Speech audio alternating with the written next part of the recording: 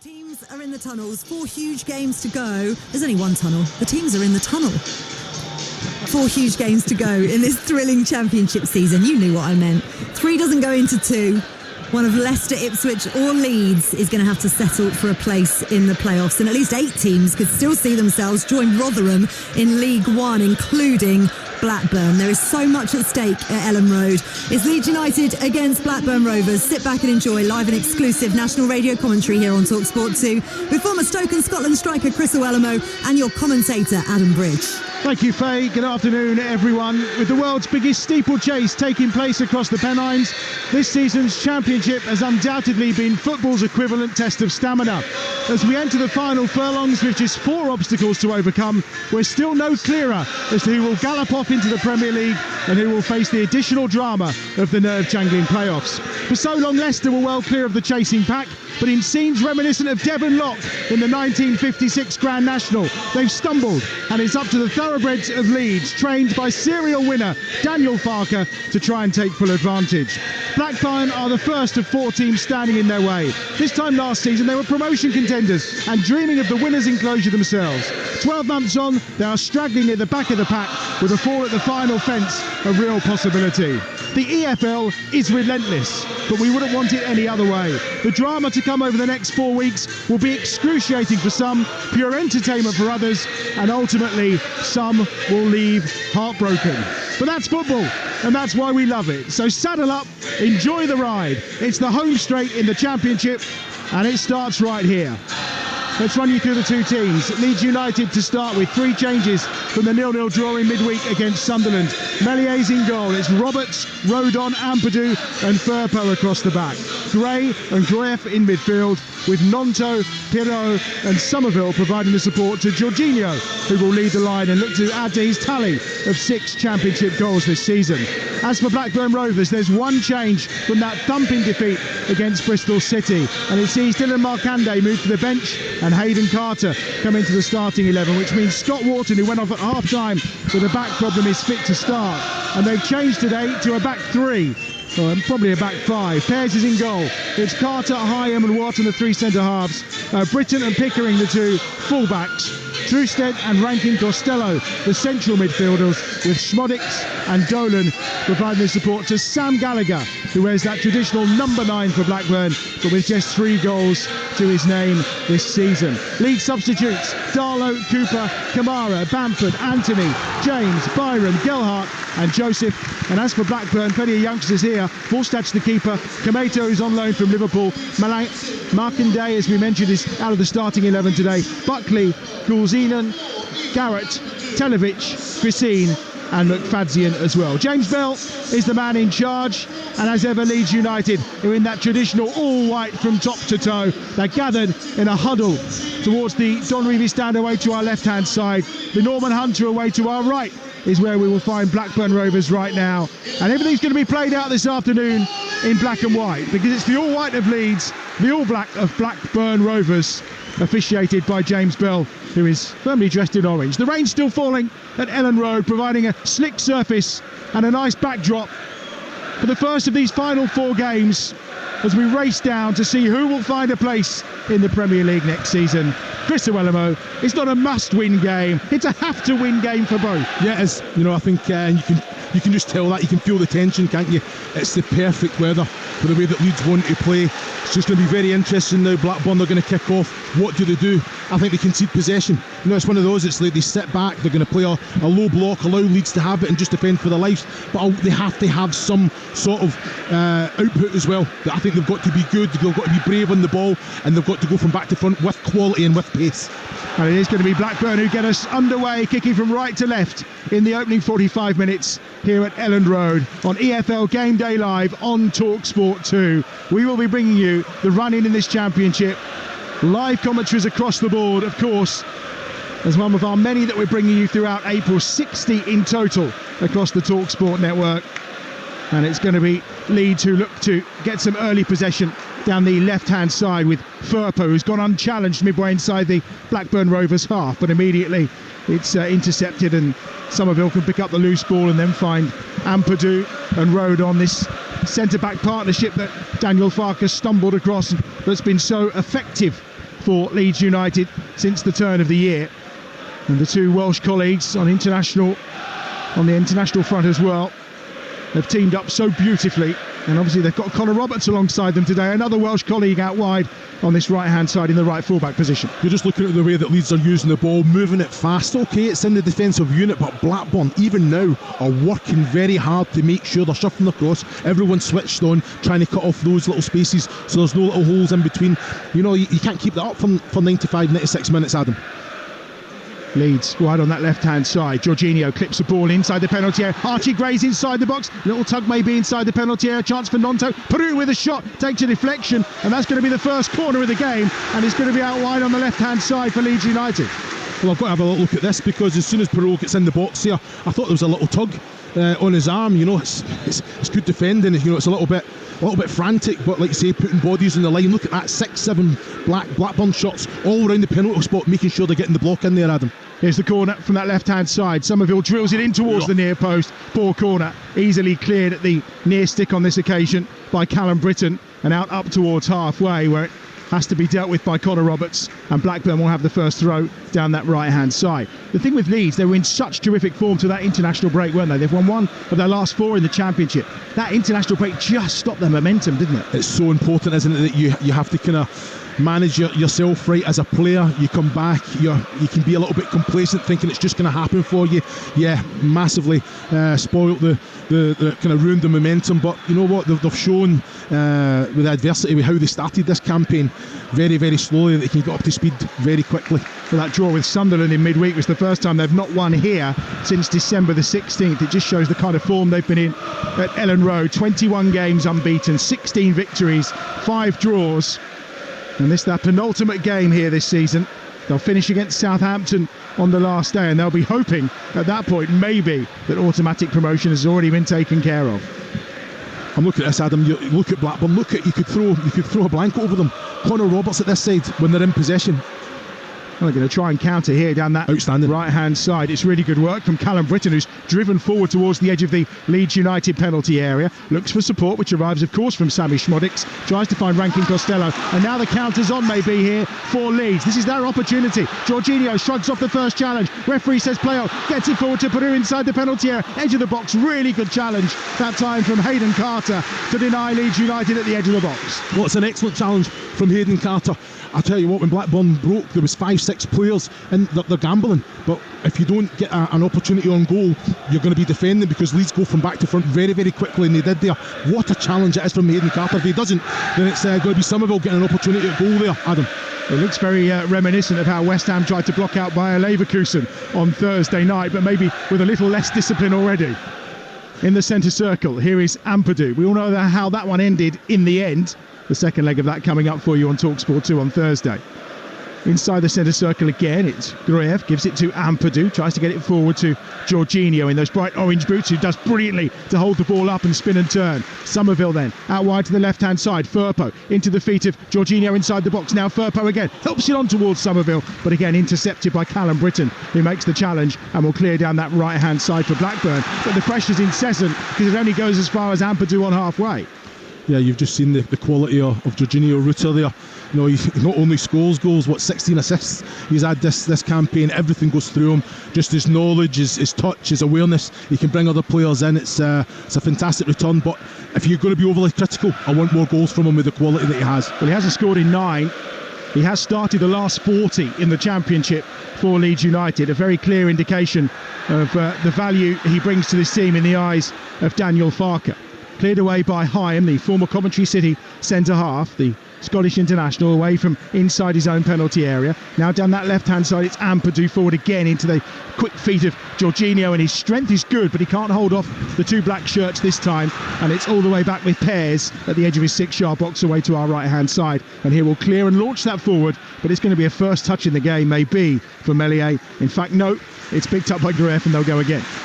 Yeah, I think there you look at Jorginho Rutter, you know, he's trying to do too much. He can release that ball a little bit earlier. You know, he's bringing in, he's done his job. He's sucked 3 Blackburn players towards him. That creates space for others. He has to release it earlier there, Adam. 5.5 minutes played. This is Leeds United versus Blackburn Rovers from Elland Road on EFL Game Day Live on Talksport 2, your home of the EFL, as we start the run-in the top of the table, so tight, just that point separating the top three, all having played 42 games.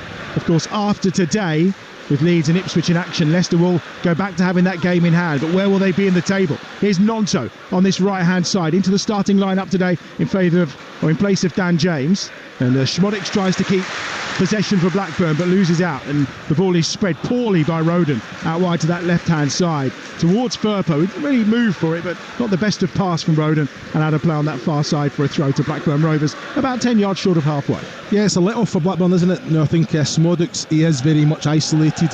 He has to make that stick, take it 2-touch, 3-touch, but just allow, he's trying a little back flick and understand what he's doing, but he's up there on his own.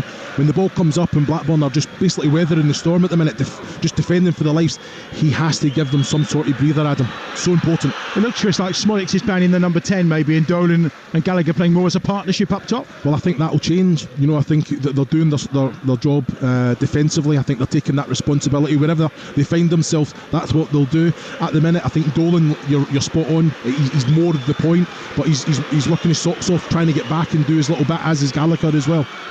2 goals in his last 5 championship appearances for Sammy Schmodix. Made his international debut as well during that international break for the Republic of Ireland, and well deserved on his goal scoring form, you would say, since his move from Peterborough United 2 seasons ago. Clipped down that left hand side for Pirro to chase onto, but it's going to be safely back at the feet of Ainsley Pears, away to our right hand side in the Blackburn Rovers goal. Maybe he's overplayed a little, and a touch just almost let Pirro in, but he's cleared by Pears in the end. But it means that Leeds have possession down that left hand side. Somerville, gloves on as usual, towards the byline, brought down, and that's going to be a free kick in a dangerous position midway between the edge of the penalty area and the corner flag, a couple of yards from the byline. It's so important, isn't it, Ainsley Pears, you know, when he has that opportunity to play. I think he'd done the right thing to drag it back, but find Hayden Carter, give him the ball. It's going to be Somerville, I'm fairly sure, who will demand he's taken this. We've seen him in the last few weeks demand he's taking penalties, so on this instance I think no one's going to get the free kick off him anyway. Roberts did go over and I think offer his services coming into the starting 11 today, but it's all about Somerville and his delivery here. We'll just look at Ainsley Pears here, the goalkeeper. He needs a protection, he has to have a clear sight of the ball here. All Somerville needs to do is hit the target. There's so many bodies in front of Pears, it's going to be so difficult for the goalkeeper. I was a little bit generous with the free kick. It's actually a yard outside the box, really close to being a penalty kick for Crescencio Somerville. Here he comes then with a free kick, and it's drilled in at pace, and Pears has to palm it away. Edge of the box, Nonto drives the shot, and Pears again away to his right hand side, palms it round the post, and it's another corner for Leeds United. It's outstanding, isn't it? Now Somerville done exactly that, gets it over the wall. Pears, I think it's a really good punch, isn't it? But Leeds pick up that second ball, Nonto, and then you know what, he gets a shot away and asks the question. Fantastic save to the right hand of Pears. Somerville again swings that one in, and the header away is a decent one that time from, I think it was Wharton at the edge of the 6-yard box, and he's done enough to force Leeds back, but only as far as Nonto, and there's a foul, and that's a silly foul for Wharton to concede, as he's just gone through the back of Connor Roberts for no reason at all. He'd already laid the ball off to Willie Nonto, and that's going to be a free kick midway inside the Blackburn Rovers half on this right hand side. Well, Wharton should be getting a yellow card. I think there's just no reason for it. Again, fantastic officiating, just letting the game flow a little bit, but you want consistency from them. That'd be a yellow card every other game I've seen. It's a terrible challenge. Ilya Gruev is the player who's going to deliver this one, left-footed. This is going to be that in-swinging ball inside that penalty area. He's got Nonto down the line for him. Roberts has gone short, but there's 5 or 6 white shirts in the penalty area. He's gone to the back post. Looks like he's overhit it, and Pears, all in red, gathers nicely at the edge of the 6-yard box. Terrible. I tell you what, terrible free kick. You know, you want it going right on top of Pears again, with all the bodies running across the faces of him there. He's hit that high, and it's got, if Pears can actually kind of let it go out of play, but he comes good, strong hands from the goalkeeper. Listen to this. He's just slowing it down. This is what you want. Frustrate the fans. Let that pressure get to the players. Put more pressure on the lead players. Just we're 10 minutes into the game, and he's holding on to the ball, and it's 0-0. It's Pears who's going to clear. Not really for the entertainment value. You paid your money, you want to watch football, not a man holding onto a ball inside an 18-yard box, surely. Yeah, I watched Stoke City take it into the corner at Anfield after 2 minutes. Was that you? No, it wasn't you. No, you sure? Okay. Down this left-hand side, it's Pickering to take the throw. You're listening to Talksport 2. Leeds United 0, Blackburn Rovers 0 from Ellen Road, and we're 10.5 minutes into this crucial championship game. Pickering with the throw, just inside the Leeds United half on this left-hand side. John Eustace prowls his technical area, former Birmingham City boss, of course, who conjured up that first win of the season and managing to thump Sunderland, quite surprisingly, by 5-1. Oh, Ampadu's missed one there. Gallagher inside the box, trying to work it onto his right foot, clips it to the far post where it's taken down when he thought, I think Britton just tried to take it beyond Firpo when he was high in the air on the volley, and Firpo's managed to win possession, but he's lost it again to Callum Britton once more, but Leeds get it back at the edge of their own penalty area, and it's unlike Ampadu to miss a challenge. Adam, those chances aren't going to come along too often. It's a great little dink from Gallagher there. Britton's got to take that volley on. Here's Crescencio Somerville now for Leeds, wide on the left-hand side towards the edge of the penalty. In the box, Nonto, first touch onto his left foot, gets crowded out by black shirts. Somerville again inside the penalty area towards the byline, laid off by Jorginho to Somerville again, trying to walk the ball into the back of the net rather than unleashing a shot in that packed penalty area, and it gives you an opportunity, and a good opportunity for Tronstead to clear, and he does, and he wins the throw on the far side. Well, Nonto has to get the shot away there. I think the pass from Somerville was excellent. Now the weight was spot on, but he's just got to take it with his first touch onto his left and get the shot away with his right there. But I'm looking at that one, it's just come on the monitor. Callum Britton has to take that volley on. It's perfectly, he's watching it all the way. Just the connection is so important to ask the question of Melee there. The former Barnsley fullback not having the confidence to shoot on that occasion for Blackburn Rovers. You'd probably rather that had fallen to someone like Sammy Schmodix, and then we may have had a different outcome, who knows. Leeds have possession just inside their own half. Lung-busting start to this game. 12.5 minutes gone on Talksport 2. Leeds United 0, Blackburn Rovers 0. Inside the centre circle. Coming forward down this right-hand side is Rodon. Rodon will just check his options and goes to Roberts on this right-hand side. He's patiently waited for an opportunity, has Connor Roberts. Only his second start of the season, on loan, of course, from Burnley. Scored against Leicester, having been on the field only for 7 minutes as a substitute, but he gets his chance from the start today. Pirro across to Nonto. Nonto will go to the right-hand side. Rodon midway inside the Blackburn half, met by a wall of Rovers shirts. Out wide to the left-hand side, this time to Firpo. Firpo down the line to Somerville, who's heading towards the corner flag. Firpo's gone on the overlap, but Somerville has overhit the pass, and it's out of play for what will be a goal kick to Blackburn away to our right-hand side. A reminder right now over on Talksport, if you're listening on the app, you can swipe across if you would like to hear Newcastle against Spurs, which is our first live and exclusive commentary from the Premier League. And then, of course, another one for you right here on Talksport 2 from 3 this afternoon. Nottingham Forest against Wolves. Crucial game. What's been called the VAR derby, because they're both not very happy with VAR, are they? So that should be an intriguing one at 3 o'clock this afternoon here on Talksport 2. I have to say Leeds have been a little bit guilty of overplaying, on that attacking third. I think that's the thing when you take away that outlet of Bamford, that target. And I think he's more central at pro, likes to float all around the place, and it's little tippy-tappy stuff. Looks fantastic on the eye, but is there end product? No, there isn't. Nonto finds Firpo, who then finds Somerville, and again Somerville's just run it out. It's going to be a throw on that far side to Blackburn Rovers, a Blackburn side, of course, who, were they to win, would go up to 16th in the table. They'd actually leapfrog above Plymouth, of course, who were victorious last night. The draw means they will stay 19th and still in that danger zone. And of course, the huge game for them. Surely next week, Sheffield Wednesday at home. That's going to be the absolute decider of which of those two teams could potentially get themselves out of trouble. Yeah, it is. I think there's so much to play for so many teams, but they've just got the job to do today, and that's it. And then hopefully something will fall in their favour. 14.5 minutes played. It's still 0-0. The rain stopped. Well, it hasn't stopped actually, but it looks like the sun's trying to come out as well here at Elland Road. Packed stands all around, of course, as you would expect for this game today. They were packed in midweek and frustrated by the tactics of Sunderland and Leeds' inability to break them down. No frustration here, apart from that Pears keeps holding onto the ball too long for Blackburn Rovers. There's a foul given in the middle of the park, this time against Jorginho. And its challenge on Rankin Costello has been punished by the referee. It'll be a free kick for Blackburn Rovers. It was an excellent ball from Rodon, forward, splitting pass as well. Peru, I've got to say, I think his touch has got to be. He's tried to kind of set it first time for Jorginho. Terrible set it was, and then Jorginho's then committed to the challenge. I thought he won the ball. I think he did take the player a little bit. Sometimes the referee allows them to go. Next weekend we've got more of these championship commentaries that will decide the title. Leicester against West Brom is the kick-off this time next Saturday. And then we've got Middlesbrough against Leeds on Monday night for you as well. Here's Nonto down the right-hand side. Early ball into the penalty area. Just pulled back behind everybody. He was looking for Archie Gray, but it was half a yard behind him. And Gray couldn't quite sort his feet out. He's still searching for that first Leeds United goal. Nothing wrong with the ball whatsoever. You're looking at Jorginho, Perrault and Somerville there. Oh, in fact, Archie Gray. All in a line. They're basically all basically in a straight line going across about 7-8 yards from goal. Someone has to just step out and they're coming on and getting an opportunity there. It's an excellent ball from Nonto. Roberts gets it into Ampadu once more.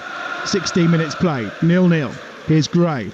Game being played almost exclusively in the Blackburn Rovers half. Jorginho, a little shirt pull as he wriggled away, but he's got the strength to get past the two, and then curls a beautiful ball to Firpo inside the penalty area, left-hand side, cuts it across to Somerville. It's a pass of about 2 or 3 yards, but he's got close attention from Britain, and there's no room for Somerville to do anything. And again, the ball goes out of play, and it'll be a Blackburn Rovers throw. Yeah, it's fantastic play. You know, I think as soon as it comes into that 18-yard box, Firpo is all. I think try and get a shot away yourself. There's that many bodies in front of you. A little bit of luck, a little deflection just takes it past Piers, but he's fired it into Somerville there. Either you have to take it first time or it needs perfect control. He was just too close to Firpo there. Firpo without a goal in 14 months, so he's not one to fire at goal very often, although he has created and helped with 5 goals in the Championship, all in 2024. So you can see why he's kept his place in the team ahead of Sam Byram and Daniel Farker since the turn of the year.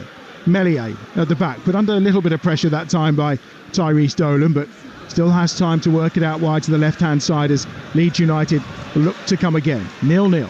Ball clipped forward by Grueff on this near side to Roberts. Back to Rodon. Rodon again is going to go to Meslier, and Leeds happy to keep the ball, and they're happy to work this front three of Blackburn Rovers, aren't they? Because tiring them out, as we all know, the press begins at the front, really, doesn't it? No, you're spot on. I think the way that Leeds are patient in moving the ball, there's a little bit of pace to that pass as well, but it's shuffling the whole outfield 10 of Blackburn across, so they're all having to be switched on, they're all having to take their men, they're all having, and that tires them out. This is going to be a very tiring game physically and mentally for Blackburn, so Leeds are doing the right thing.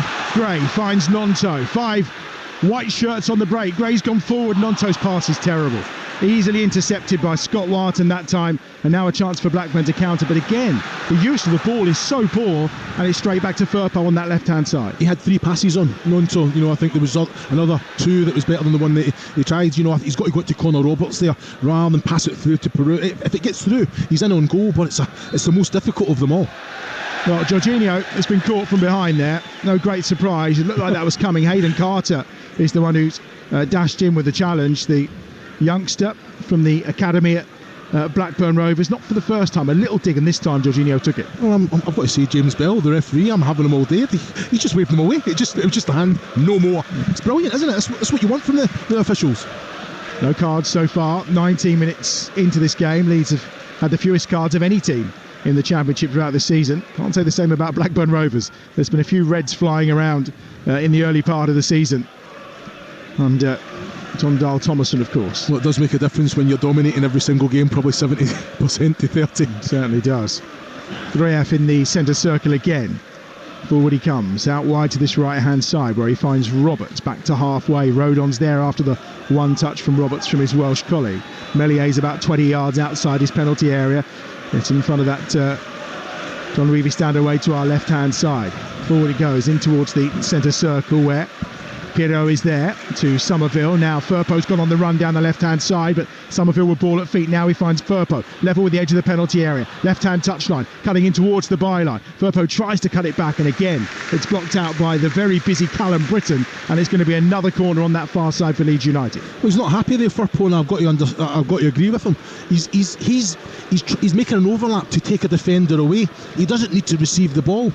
I think that ball can come in from a deeper area when there's definitely targets in the box. He's nearly rocked his own ankle because he's sitting thinking, I've done my job, I've broke my neck to get around the outside of you. Somerville's corner swings across everyone and almost breaks at the edge of the 6-yard box for a shot that looked like it was going to be driven in that time by Rodon, but in the end it's blocked out and behind for another corner. Well, Tronstad had to be switched on there. The loose ball in the 6-yard box, he never knew what to do with it. Just got it out for another corner. We'll go again and defend. That one was driven in at pace, a little bit lower that time from Somerville. We've had some variety on his corners, whether it's intended or not, who knows. Swung towards the back post this time, and again rode on the target, but Pears does well. Pears, excellent goalkeeping. I think that's just instills confidence into the defensive unit in front of you. If your goalkeeper's going to come out, be as commanding, good hands as well, and communicate. You're listening to Leeds against Blackburn in the EFL Championship on Talksport 2 with McDonald's. Order McDelivery on the McDonald's app and get tasty rewards points. 18 plus. Terms and conditions apply. Still 0-0. 21 minutes played. Frustration maybe just starting to bubble in the crowd with Leeds United as they desperately try and break through this low block of Blackburn Rovers. That's forced back to Meslier again inside his own penalty area, and left-footed he'll clear and launch it forward first time towards Somerville, but again it's a good header one this time by Carter, picked up in the middle of the park for Leeds United. Here's Nonto, first touch not the best, almost played him into trouble and into the feet of Tyrese Dolan, but he's helped out there by Connor Roberts, and the round of applause you can hear is because of Roberts' intelligent ball out to the left hand side to Ampadu, and that experience of Roberts just calming things down. Yeah, he's just composed, isn't he? You've got to remember the way that Burnley played and won promotion to the Premier League last season, dominant with the ball. You've got to be brave in possession, and you've got to get your head up and be able to play, and it's the experience that Connor Roberts brings. That's a free kick. Well, not according to James Bell. In fact, he's indicated the throw-in's going Blackburn's way as well. Level with the edge of the penalty area on this left-hand side, and it's going to be taken by 25-year-old Harry Pickering, signed from Crewe, immediately loaned back to Crewe back in 2021. 32nd start of the season for Pickering. His throw goes short here down towards Schmotix, who's got Roberts all over his back, and in the end he just tries to back flick the ball knowing that Roberts is behind him, and he'll win the throw for Blackburn, which Schmotix takes quickly to Dolan on this right hand side. Now down the line it goes, Pickering with his left foot crosses it in, and Roberts has taken that one between the shoulder blades, and it'll be another throw down this left hand side for Blackburn Rovers. They're making a little bit of progress. Yeah, they are. I think down this left-hand side, that understanding between Schmotix, Dolan and Pickering is very evident. I've got to say, from Gallagher, though, I'm wanting the ball coming in. I think he's got the better of both centre-backs if he's given the right service. Throw in from Pickering. Almost comes down to Dolan inside the box, who tries to wiggle away, and then he's taken down Roberts, did he? Well, the referee says no, because he's let play on continue, and Blackburn Rovers have it once more. See, that's what Patrick Bamford does. He stays away, he's an outlet, and he makes that ball stick. Perot's gets stuck to the ball too much, and he's nowhere near. So as soon as Archie Gray clears that one there, it's coming straight back. Well, we thought Perot may well play the 10 role, but he seems to be the furthest forward. And here he is down the right-hand side for Leeds United. Now he's looking to cut the ball back to Nonto. Level with the edge of the penalty area. Nonto to Jorginho. Edge of the box. Tries to play it into Gray, looking for the 1-2, but Gray is blocked by Carter as he tries that transition. Comes back to Ampadu. 10 yards inside the Blackburn Rovers half. Square ball to the right and to the feet of Rodon in his turquoise boots, and it's back with Ampadu once more. Out wide down that left-hand side. 23 appearances. His first 23 appearances at Ellen Road. Unbeaten for Ampadu. He's got it down that right touchline again towards Roberts. Roberts infield to Nonto, who's always drifting in from this near touchline. Doesn't stay out as wide as Dan James does. Here's Jorginho. Challenge from Sam Gallagher. Centre half challenge, 10 yards outside the penalty area. And again, there is no yellow card from James Bell. Yeah, it's a poor challenge again. Good quality, good strength from Jorginho there, but Gallagher, I'm surprised. I think the referees hasn't even spoken to him. It's a lazy leg in, and like Jorginho knows he's in a game. He's been hit a few times, hasn't he? Over on Talksport in the Premier League, it remains Newcastle United 0, Spurs 0. If you are listening on that ever handy Talksport app, you can switch between games, you can switch between stations, you can see the schedules, so much more as well via the app. If you haven't got it yet, download it from your app provider. But it remains Newcastle United 0, Spurs 0. Here's the free kick then for Leeds United. It's about 35 yards out from goal. Grueff, his last effort was fairly poor at swinging the ball in. He may leave this one to Connor Roberts, who clips that much better towards the back post, and it's a header that's put wide by Ethan Ampadu that he really should have hit the target with. Well, he can't do any more. Connor Roberts, it's an excellent ball. I've got to say, Ampadu does excellently well, gets round the wrong side. It's pure defending from Gallagher there. He's got to be switched on to Ampadu, but he's got a free header, knows exactly where the goal is. It doesn't move. He's got the connection, he's just tried to steer it. I don't even think he needs to get the power behind it. Just try and direct the ball there, get the accuracy. Used to say the rain seems to have abated here in Yorkshire. Rarity anywhere over the last few months, you would say. A long punt forward by Pears away to our right-hand side. We've had almost 26 minutes. 0-0 at Ellen Road on Talksport 2. Firpo, infield, he goes short to Gray.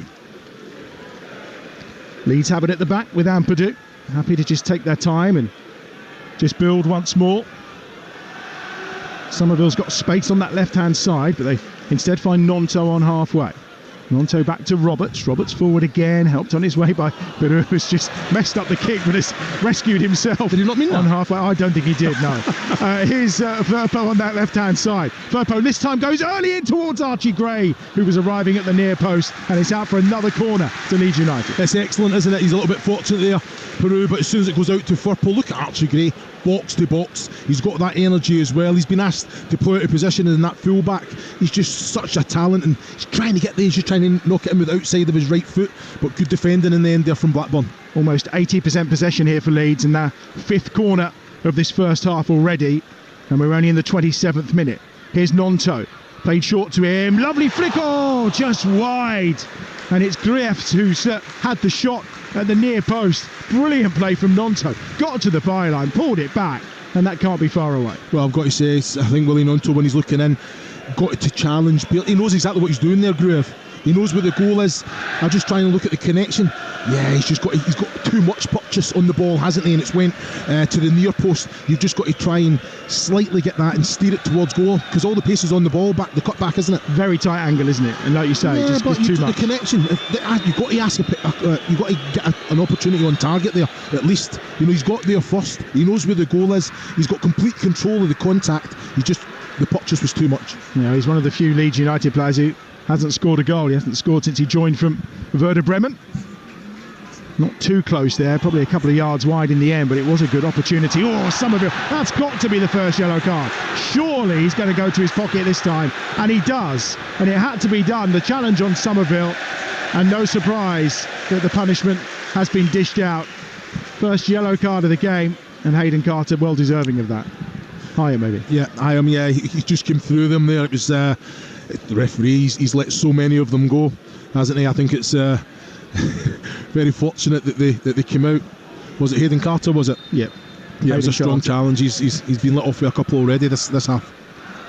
Here down this right hand side again is Roden. Free kick taken short on this occasion, and it will come back to halfway. Ampadu again for Leeds United as we tick round towards the 29th minute. Oh, that's given away. Gallagher on halfway now. It's 3-on-3 here maybe for Blackburn Rovers. Gallagher, great tackle by Groyev. Well, he can't finish up one end, but boy can he tackle outside the edge of his own penalty area. But now the counter's on. Somerville away down the left hand side. He's got Piru ahead of him. Somerville still going. Outside of him comes Firpo. Works it back to the edge of the box. Roberts is going to shoot. The cries with a shoot. He did shoot, and Pears palms it away, and it'll be another corner for Leeds United. It's an excellent break, isn't it? You're looking at there, Somerville gets it over the top, he's running. I'm thinking he's got to release it. I think it's Firpo that's breaking his net to get round him. He finds Roberts. I think Pearce has to do better here. I don't think the connection was great. I think he was watching it all the way. That's one for the TV cameras, isn't it? It's one of those, it seemed it was all going in slow motion as he struck it. You thought, well, there's not much power. That's not an extra set. That's not going in the top corner. He's come out and he's shown how dominant he can be with both hands as well. And I think it's one of them. Just take a little bit of pressure off his side and make sure that he holds that one. He's only kept 4 clean sheets this season as Ainsley Pears. Only Rotherham had a worse defence than Blackburn Rovers as that one's swung in on this right hand side. Roberts again, and this time he's going to load for a second attempt towards the near post, easily hacked away from the edge of the 6-yard box that time by Sondre Tronstedt, and it's all the way back with Meslier away to our left hand side. We've reached the half-hour mark on Talksport 2. It remains Leeds 0, Blackburn Rovers 0, and game pretty much going to plan, Chris Iwelumo. Yeah, it is. I think Daniel Farker, there'll be a concern that it's not clear-cut chances. They're not asked too many questions of Ainsley Pearce, but they've been completely dominant. They're throwing players forwards. They do leave it a little bit like a short at the back, but like you say, I think Gruev and Archie Gray do come back and do their job defensively as well. So last night on Talksport 2 we brought you that shock defeat for Leicester down at Plymouth. This lunchtime we're bringing you Leeds United against Blackburn Rovers. Here's Jorginho inside the penalty area. Can't quite get there, and it will be cleared from inside the box with no real pressure by Wharton up towards halfway. If you want to keep tabs on a tough game for Ipswich this afternoon against Middlesbrough, Game Day Live is probably what you want over on Talksport from 2:30 today with Adrian Durham in the chair, of course, as ever, Ray Parler and Danny Mills with all the goals as they go in, plus that classified results service at 5 o'clock. We'll also keep you up to date with the scores here on Talksport 2, where we bring you Nottingham Forest against Wolves as well from the Premier League. That's not on UK TV today, so the only place you can hear live and exclusive national radio commentary is right here on Talksport 2. Newcastle have taken the lead in the game at St James's Park. Alexander Isak is on target for them. So Newcastle United 1, Spurs 0. That game right now live over on Talksport. Another one of our 60 live commentaries we're bringing you throughout the month of April across the Talksport network. We've got some cracking football coming up in the coming days as well, which we'll talk you through as the game progresses here. Meslier at the edge of his own penalty area again here for Leeds United. Patience is the order of the day for Daniel Farke's side. Here's Roberts, clips the ball early, this time over the top. Pirou, he's onside, takes it down in the box, does he? No, can't quite get there, offside flags up anyway. It's an excellent ball from Roberts, and I've got to say this is going to be a tight one. The linesman's put his flag up there, but I think the touch got away from Pirou anyway. It's never been offside. It's not in a million years is it offside. Poor decision, isn't it? I don't understand it. You know, it's a poor touch anyway. They got away from Pirou, but the flag should never go up there. No, and the annoyance towards referee James Bell. You can't. Well, there you go. If you heard that on our FX microphone, get on with it indeed. And Pears eventually does, but it probably took him a good 30 seconds for sure. Dolan down this left-hand side finds Pickering midway inside the Leeds United half. Helped on its way to Tyrese Dolan. Not seen much of him in this game. In fact, we've not seen much of Blackburn going forward at all. He's trying to get the better on this side of Gnonto, but he's back doing the hard work, Wilfred Gnonto. For a player who was on strike at the start of the season, he's certainly working his socks off today. There has to be end product for me when they get into Tyrese Dolan in there. He can put the ball in on three occasions and he doesn't. That's how you're going to get something out of this game, by firing a ball in and having the big man Sam Gallagher going and winning his header. At the minute, I don't understand. It's like they're playing for throw-ins in the attacking third at the minute. I don't get why they're not putting the ball in the box. 2 goals in 2 minutes for Newcastle United. Anthony Gordon adding a second. It's Newcastle United 2, Spurs 0. Spurs have suddenly found themselves in pole position for a Champions League spot. However, Newcastle United, depleted as they are 2 up already. That game over live on Talksport right now. Here on Talksport 2, it remains 0-0. Wouldn't mind a goal. That would just brighten things up. Imagine if Blackburn scored as well. Oh dear. That would be a shocker, but at the moment, not looking very likely, shall we say, is probably the best thing. Sammy Schmodix out wide to this left-hand side to Dolan, and it's out of play for a throw-in on this near touchline. I mean, he's not been as fluent, as prolific as he was earlier in the season, Sammy Schmodix, under John Eustace. But that John Eustace has gone to make this team harder to beat and stronger defensively, hasn't it? And it's given. It's a different mindset, Adam. Look, it's about trying to stay up rather than, can we get into the playoffs? Can we put a little bit of pressure on the teams above it? So it's looking behind. So straight away, the mindset of the players is it's more like we cannot get beat rather than we need to go and win. So you're looking at Schmodix, I think at the minute, every time it's Blackburn are defending and they get the ball when they can and should play out, they're just kicking it long. And they've got no one in the attacking third at all. So basically they're giving possession back, and that's where the quality needs to be, that they can bounce it into midfield, keep possession and play there. But they're not doing that, and when it comes up to Schmodix, it's all 100 miles an hour, because he's saying, right, okay, I'm going to release the ball. And they have to be better and braver in possession. Really good tackle from Rankin Costello to deny Jorginho as he headed towards the edge of the Blackburn Rovers penalty area. Gray finds Somerville, more central position for Somerville, into the feet of Gray again, spins in the box, lays it across towards Firpo, who was waiting, but that's a terrific tackle once more inside that penalty area. A really good challenge from Rankin Costello. Counters on here with Dolan. Dolan feeds it out wide to that right hand side. Rankin Costello's there again. Schmodix inside the box, tries to cut the ball back across to Gallagher, and Grueff with a challenge, and Blackburn have a corner on the far side. Well, that's more like it. I think it's Rankin Costello with a challenge, and then Tyrese Dolan's just driving. Great close control. But did you see the body language of Rankin Costello? They're breaking his neck. You'd see that he's tired, but he's got round the outside of Dolan, and then they get something in the box. I think it's Sammy Schmodix that wins the corner there, but that's what you want. You want end product. You want the opportunity for them to go and get on the end of a corner kick now. It was a great block as well. I think it was Ampadu Second corner of the game, going to be taken on that far side. Left-footed in-swinger, plenty lurking. Schmolix is at the edge of the penalty area for any scraps, that's for sure.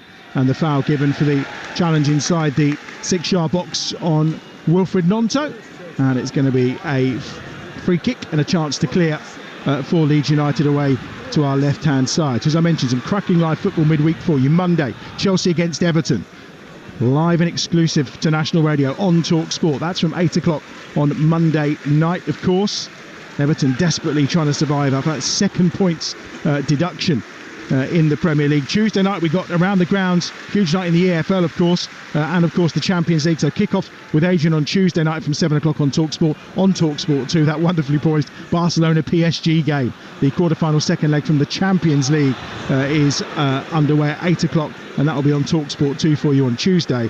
And then, well, Wednesday night, what can you say? Bayern Munich 2, Arsenal 2, Manchester City 3, Real Madrid 3. What a night of football it's going to be on Wednesday night across the Talksport network. We've got both those games covered for you. Full commentary on both on Wednesday night here, courtesy of Talksport. Right, we're into the last, 8.5 minutes of this first half. What are Leeds not doing, Chris? Because, you know, they've dominated possession.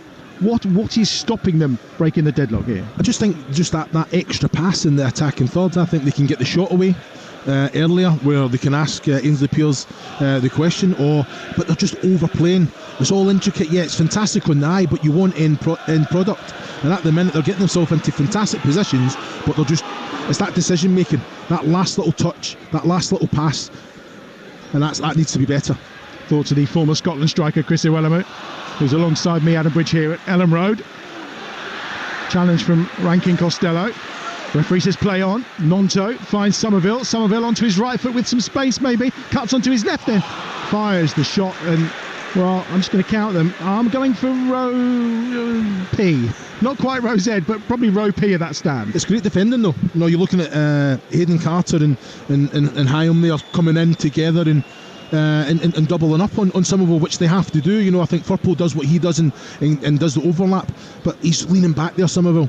You know, if anything, he's got to release it or get the shot away earlier when he's on his right and he opens up the goal. Yeah, he's walked himself down a cul-de-sac again, yeah, hasn't he? With two Blackburn players blocking him, but still shoots. Yeah. Given the fact that it's quite difficult to get that on target. Well, he's moved it into a harder position for himself. You know, when he comes in on his right, he's done it. How many times have we watched him just bend it round the player in front of him? He doesn't even need to see the goal, Somerville.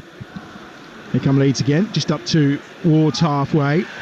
6.5 minutes remaining in this first half. 0-0 on Talksport 2. Firpo works hard, having hit a poor pass to then win the ball back and keep possession for Leeds United. Remember, as we mentioned at the start today, a win or a draw will take them top of the table. Here's Ampadu. Left-footed ball clipped out wide to this right-hand side. Round of applause from Chris Iwelumo as it finds Roberts. It was a very clever ball from Ampadu. Gnonto immediately closed down by two Blackburn shirts. Back to Roberts again. Rodon, and she's trying to shift them across from side to side. But that's what it is. Blackburn are so compact and so organised. When Connor Roberts or let's say it's Rodon got the ball, everyone's across. Firpo's outlet, and likewise over the other side, Connor Roberts, they need to just pass it straight off. Gnonto picks it up from Jorginho, who lifts it into the box. The referee had initially said play on, and he'd allowed the advantage, but when there was no advantage, he's pulled it back for a very clear foul on Gnonto. He's been excellent, James Bell. You know, I think that one's spot on. Gnonto gets the shot away. The block comes, but it's deflecting. The ball's bouncing into the box. As soon as there's no advantage, James Bell brings it back. Yeah, I think it's outstanding. I think he's been very good. Sondre Tronstad was the player with the challenge, the 28-year-old Norwegian midfielder. 31st start for him since joining in the summer. Joined off the back of the Norwegian season, of course, who were hard at it while the Blackburn players, the rest of them, were resting. So it's been quite a long campaign for him. This free kick is to the right of the D at the edge of the penalty area, probably about 30 yards out. Again, Roberts and Groyev are discussing who's taking it. It's a clip one by Roberts towards the back post. Pairs, right fist comes out and punches clear as far as Somerville again. on that left-hand side. Oh, he's passed to Roberts, he's short. Schmodix shoots the other side of Roberts. Now Schmodix has got Dolan alongside him. What can he do with it? He's the leading scorer in the Championship. Sammy Schmodix on his left foot forces the save from Melier.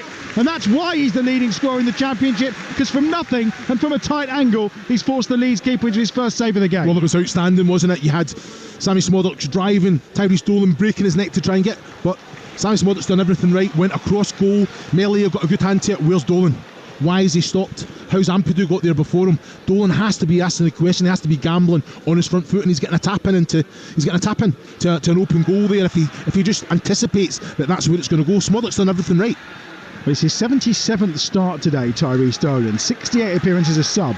He's only got 16 Championship goals, which probably speaks volumes about why he's, over the last few years, not been a regular in this Blackburn side, because he's just not delivering the weight, is he? No, I have to agree with that. It's another strong challenge, isn't it? It is, and that one's been delivered, and it's going to be another yellow card, this time for Tyrese Dolan, the man we were talking about, the foul on Willie Nonto. Yeah, but he's probably beating himself up thinking that was a chance. You know, that's in his head. Why have I stopped? I've broke my neck to give him the support to be an outlet for Schmodix in the pass there. It's just a lazy one, isn't it? He's just hung the foot in there and just clipped the ankles. Poor challenge, a silly yellow card to take there. 22 years of age only, Tyrese Dolan, so still plenty of time for him. Free kick for Leeds, 3.5 minutes remaining in this first half, 0-0 on Talksport 2, EFL Game Day Live. Left hand side, Firpo gives it back short to Ampadu. Ampadu will then go to Grueff, who's in the central position, 35-40 yards from goal. Jorginho gets it back edge of the penalty area on his left foot, tries to get the shot away. Great block by Carter, out to Firpo. Firpo lifts it across, it's headed away again by Carter comfortably from inside the Blackburn Rovers penalty area. Once more infield, and it's Archie Gray. And now wide to this right hand side. No, they switch and go back to the left. And it's helped on its way by Firpo. He's got Somerville outside him. Immediately closed down by Callum Britton. Somerville into Firpo, who got alone in the penalty area. But the pass wasn't in the right direction. And it wasn't close enough to Junior Firpo. And Pears will now take his time over this clearance. Yeah, well, you know, I think it's a real understanding, isn't there, between Firpo and Somerville. I don't think that's a bad ball at all. I think Somerville's, Firpo's trying to go towards the touchline rather than go towards the goal. I think his arch has run a little bit towards goal. He's coming onto that, and he maybe can get some sort of purchase on it. I understand a delay when you're taking a goal kick, but the delay from hand is getting a little ridiculous. Yeah, but has James Bell pulled him up? Not at all. So he carry on doing it. Ampadu, I think, has caught one in the face here. He's just gone down midway inside the Leeds United half. Not sure whether he's going to need treatment or not. It's Sam Gallagher who's there with the arm, and there's no swing of the arm. There's nothing too malicious in it. It's just a slow move of the arm to say, get out of my way. Yeah, well, he knows exactly what he's doing there, Sam Gallagher. He knows he's just edging towards Ampadu, puts the forearm right into the Adam's apple, and then he feels him, and he just has a little push back with the arm. It's a free kick. He's got to be a little bit more savvy than that. What all good big strong strikers do, isn't it, Chris? You know, he doesn't even need to jump, Sam Gallagher. I think Ampadu has to be a little bit switched on. Don't let him feel him. Just keep backing off, and then you either can get round in the front or go and challenge over the top.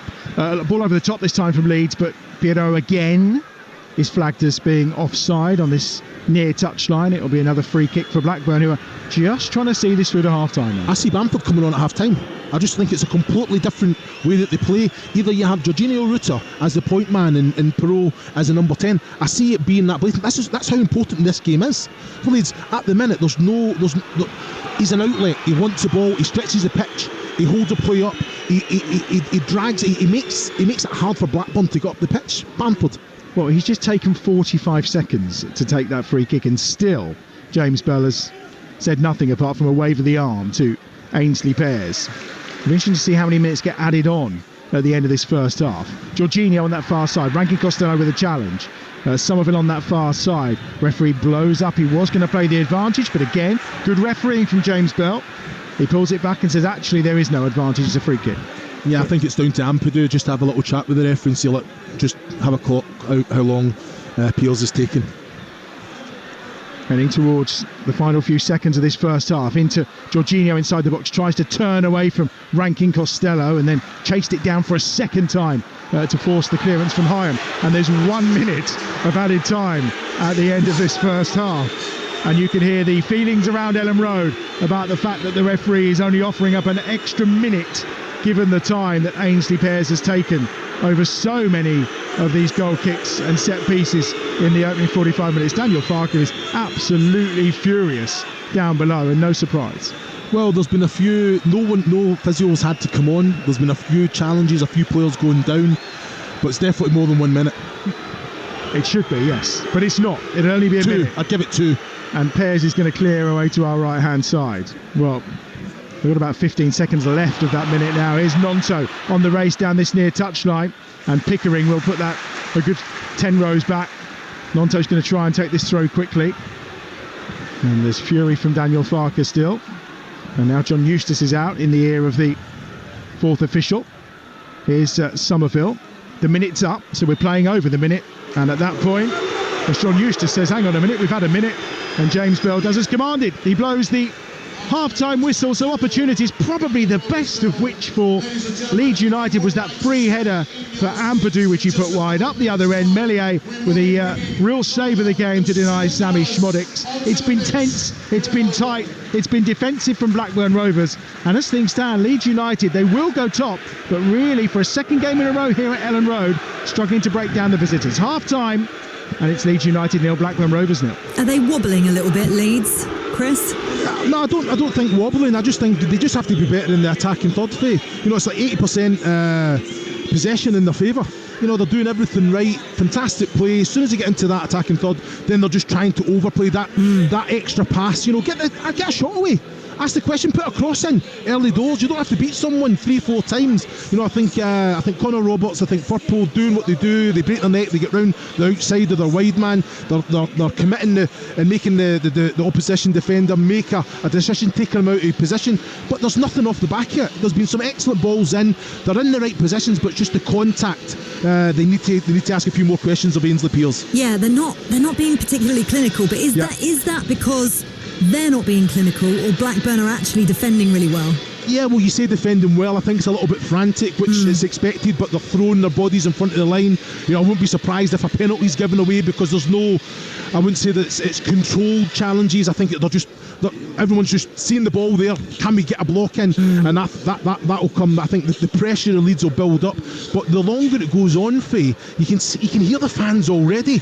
You know, the players have got to be big enough and brave. I'll be surprised if Daniel Farker doesn't bring Bamford on straight away at half time, because Perot is a different kind of player. Yeah, fantastic on the eye, but he doesn't stretch the pitch. He doesn't look for those little balls in behind with quality, and all that does, it just doesn't allow Blackburn to step up. It keeps them pinned in, but you've got an outlet all the time. Perot gets sucked to the ball far too often for me.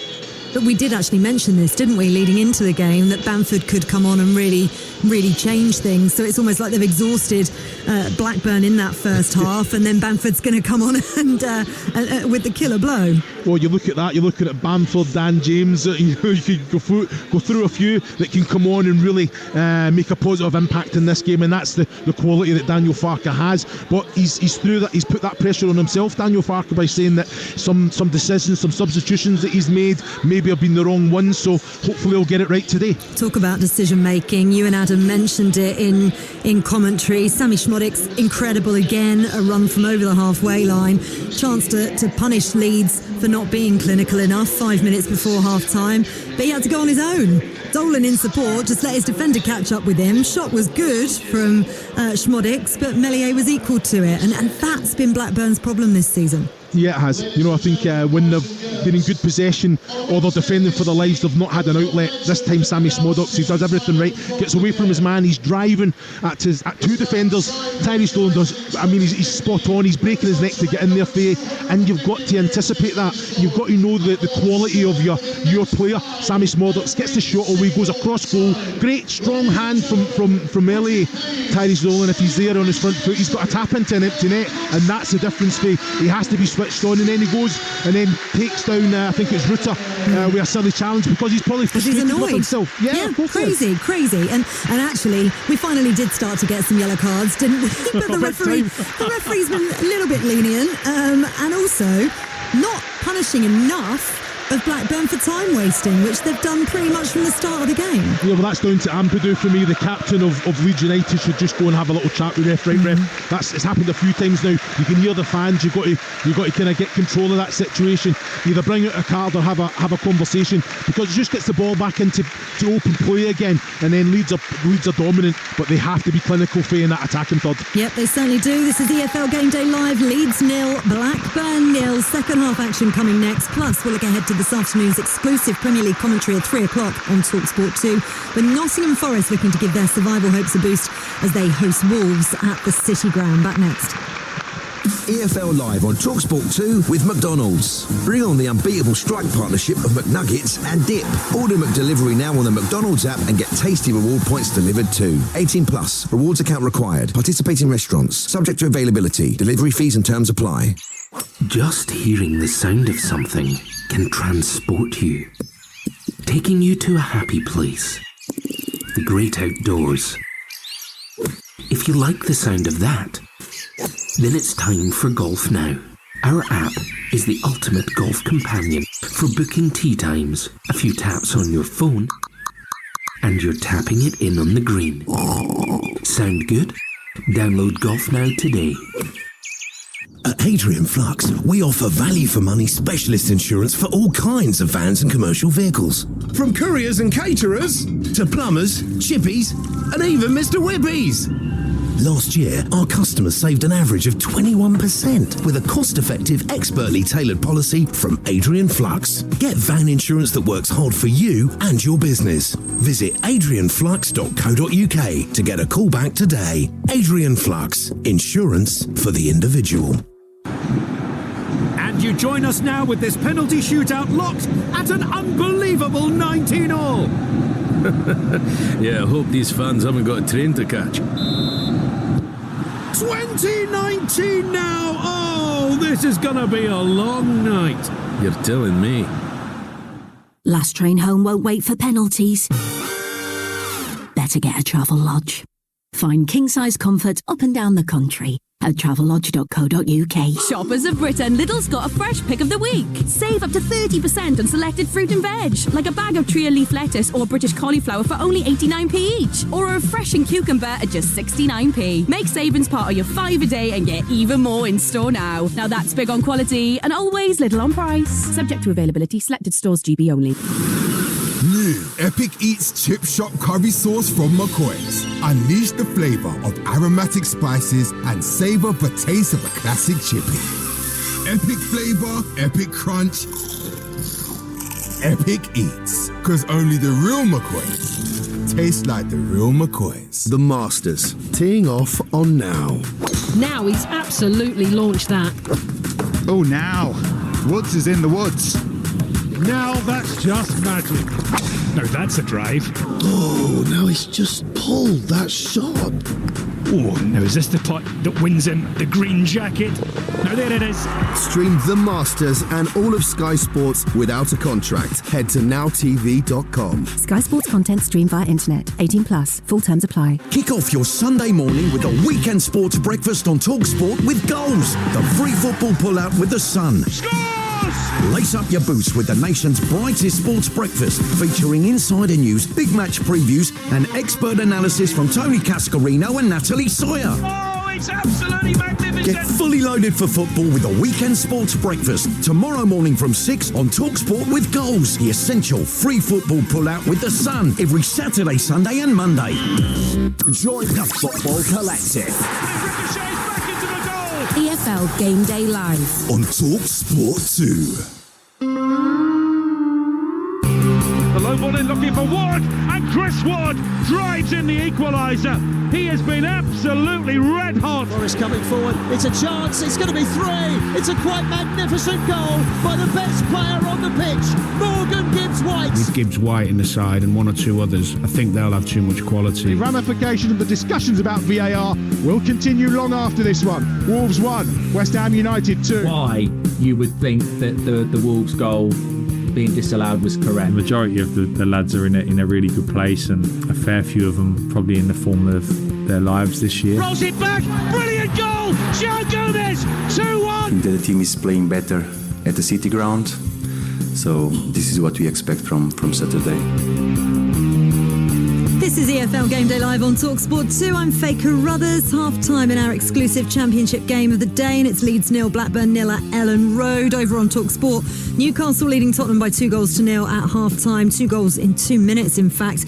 95 seconds it was. Alexander Isak on the counter for the first, and then Anthony Gordon with the second. Spurs defender Mickey van der Ven not covering himself in glory with either goal. See what they can do in the second half as Spurs push for Champions League football at 3 p.m. here on Talksport 2, though more live and exclusive Premier League action for you with commentary from the City Ground as Nottingham Forest face Wolves. Dream team of Ian Danter and former Arsenal winger Perry Groves are there. How are you both doing? Hello, Faye. You're contractually obliged to say that. It's written down, but you have to say Dream Team. I'm so sorry. Listen, my arm is behind my back. I'm in severe pain. Could be Nightmare Team. I know. Well, do you know what? It's a nightmare for me because I've just got a feeling that there is another chair at the City Ground this time with some jelly babies on it, with me missing out yet again. You would be right, Faye. Actually, I've gone route one. They're not jelly bunnies. They're jelly babies. Oh, well Easter's done. Gone. You got a deal. Gone back. Listen, this is a huge game, isn't it, for Forest in particular. Their remaining games, Wolves today, Everton, Manchester City, Sheffield United, Chelsea and Burnley, all teams with something to play for. Wolves probably arguably not so much, but, it was 1-1 in the reverse fixture. Cunha equalising for the hosts, and they've been really struggling, haven't they, Wolves, in terms of injuries towards the back end of this season. Forest not in great form themselves. Well, you mentioned there, Cunha is their top goal scorer of 11 in all competitions, Faye, and I think Gary O'Neill, Dance and myself are massive fans of Gary O'Neill for the job that he did at Bournemouth, for the job that he's come in, obviously, at Wolves and Lopetegui. We said this team isn't going to be good enough to stay in the Premier League. So for them to be 11th, he's done brilliantly. And you mentioned about the injuries for a long period of season, Dance, hasn't he? He's been out without Pedro Neto, he's been out Wang Hee-Chang, also you mentioned Cunha's been injured. So his best three forwards, he hasn't had those to pick from. And now Aït-Nouri's out, who's been playing particularly well. Exactly, going into like the two behind like the striker. So for him to get Wolves where they are, I think he's done a brilliant job. Yeah, I've got a funny feeling, Faye. I'd love to think that right now there's a managers' meeting going on down below where Nuno Espirito Santo and Gary O'Neill You've got to cross yourself. Nuno Espirito Santo. And they've met each other and they've said, do you know, should we just bin VAR off this afternoon? Yeah. Should we just cut Stockley Park out the picture completely? And I would not blame them. I would not blame. It's not going to happen, of course, but I wouldn't blame them if they had. No, they've both been on the end of some difficult decisions this season, haven't they? And I know that neither of you are fans of VAR. You know that I have more positive beliefs in it. I just think perhaps it can be improved a little bit, but you can understand why they would be upset with the hand that they've been dealt this season. Well, both of them, because you've got Wolves who from the get-go had that decision go against them at Old Trafford on the opening weekend, where Onana clatters into Kaladzic and nothing's given. Forest have felt that their decisions again have been so consistently bad that they go and appoint Mark Clattenburg in an advisory role here, which is unprecedented. Nobody saw that coming, and that's a sign of how frustrated Mr. Marinakis is. Never mind Nuno Espirito Santo about how things are going with regard to VAR. With VAR, I have to accept that semi-automated offsides are coming in, but why are they coming in midway through next season? Yeah, that's crazy. It's another pathetic thing. So you get half a season without and half a season with. Why can't we have a season where everything's in place for the start of a campaign? If it's not ready, don't use it. Don't use it. Leave it for a year. But listen, this is a much longer discussion than a 4-minute preview of this game for sure. We talk about it a lot on Talksport, don't we? And it is vital that things improve. But these things happen, don't they, in football? And you have to pick yourselves up and go again, because ultimately, they're not going to matter at the end of the season because those results still stand. So you have to go into today's game ignoring all of that and looking at how you get 3 points. And for Nottingham Forest, it's vital that they get 3 points today. I think having a Wanye back fit again is very important for Nottingham Forest, because much as we talk about Wolves' injuries, I think when Awani's been out the side, Chris Wood's done okay, but I think there's something about Awani's game that just works for Forest. And you got the Morgan Gibbs-White show today against his old club. there's all sorts of stories about how it went when he was on Wolves' books, and it's not altogether pleasant reading and listening. So he's here and he's playing very, very well in this number 10 role, and he will be super motivated this afternoon, Faye. Well, if you look at the front options that they have, I actually think with Alanga, Gibbs White, Hudson-Odoi and Chris Wood, who's got his 12 Premier League goals this season, and a brilliant little link-up play with Alanga, those four are as good as anybody, from the mid of the Premier League down. So they've got goals in their team. All the problem is they keep conceding goals. Well, that's the problem. Listen to that. You'll love this stat, Perry. Wolves have scored 27% of their goals from set pieces this season. That's the third highest in the league behind Everton and Luton. Forest have conceded a league high 21 goals from set pieces this season. Just writing that down now. Yeah, Thank you very much. Does not include penalty. I thought you'd like that one. Doesn't include penalties, by the way. So this game could be settled on set pieces. Yeah, well, you're looking at from Nottingham Forest's point of view with Omar Deli, if he plays obviously at centre half alongside Murillo. They've got to have concentration levels that are really high. Against Spurs, when I watched that game, in fact, it was in the wide areas that Nottingham Forest seems to struggle, especially down the left-hand side with Werner, with Nico Williams up against him, and they don't actually go and stop crosses. So that's what you have to do. All the horrible little bits, where you get a yard closer, you put your body on the line. That's what Nottingham Forest, and I love reading the manager's notes. Yeah, they are. When you try and ingratiate yourself with the home supporters, and you say, it's what 2 sentences. 2 sentences. That's it from Nuno Espirito Santo saying the last. He's a man of few words, and I'm afraid you're going to have to be a man of few words right at this moment in time, because at Ellen Road the players are back out on the pitch, and I don't want to crash into our second half commentary here on Talksport 2. We've got plenty more time, don't you worry, at 2:30 to build up to our exclusive Premier League commentary. So I'll see you both in a bit. Bit emotional. Always. Let's rejoin Chris Iwelumo and Adam Bridge at Ellen Road for second half kickoff between Leeds United and Blackburn Rovers. Any changes, Adam? Yeah, there's one actually for Blackburn Rovers. So Chris has been desperately looking to see Patrick Bamford in a pair of shorts. He tells me it's purely because he wanted him to come on, but I think he thinks he's got quite nice legs maybe instead. But yeah, there's one change for Blackburn Rovers. Kyle McFadzean, the 37-year-old signed from Coventry in January, he's coming on into the back three in place of Scott Wharton. Now Scott, as we know, went off in that game in midweek with a back problem, and it looks like probably that's resurfaced for them to make this change at the start of this second half. But we are off and running. 45 minutes, a huge 45 minutes for both of these sides for very different reasons, and it's Leeds who will be defending the Norman Hunter stand away to our right hand side in this second 45 minutes. I'll run you through the two teams shortly, including that change of course at half time for Blackburn Rovers. There doesn't seem to be any change in position either. It looks like Pirro is still playing the furthest forward for Leeds United at this stage, as Schmodix tries to win a little flick on from halfway. It's pumped clear that time by McFadzean, and it's Hyam, should I say, who's now playing on the left of the three, and it's safely in the arms of Meslier away to our right hand side. So Leeds with Meslier in goal, Roberts, Ronan, Ampadu and Firpo across the back. It's Gray and Grueff in midfield with Nonto, Pirro and Somerville providing the support. So Pirro's up top, Jorginho is playing in the number 10 role for Leeds United. Not what we thought would happen today, and it's not really worked so far for Leeds United. As for Blackburn, as I say, Pears is in goal. It's Britton, Carter, and it's McFadzean and Hyam and Pickering making up the back five. Tronstead and Rankin Costello in midfield with Schmodix tucked in behind Dolan and Gallagher, who are up top for Blackburn Rovers. Change of shape for them today, having conceded 5 in midweek, and it's worked so far. Pressure on now as down under the challenge of Hyam goes Nonto, and it's going to be another yellow card. In fact, it's Tronstead who's getting booked this time round. It was his foul, and that's a third yellow card for Blackburn Rovers. Yeah, the challenges are coming in. I think James Bell is definitely getting up to speed with that. It's a poor challenge from Tronstead on Nonto there. I think there's no need to make it just usher him out, push him out into the wide area, stay on your feet, and it's just so important. Now you're having to defend, and you put yourself on a yellow card, so you've got to be a little bit kind of cautious from now till the end of the game. Yeah, set pieces weren't brilliant in the first half from Leeds United, but a chance here out wide on the right hand side. Left-footed one going to be swung in by Grueff on this occasion.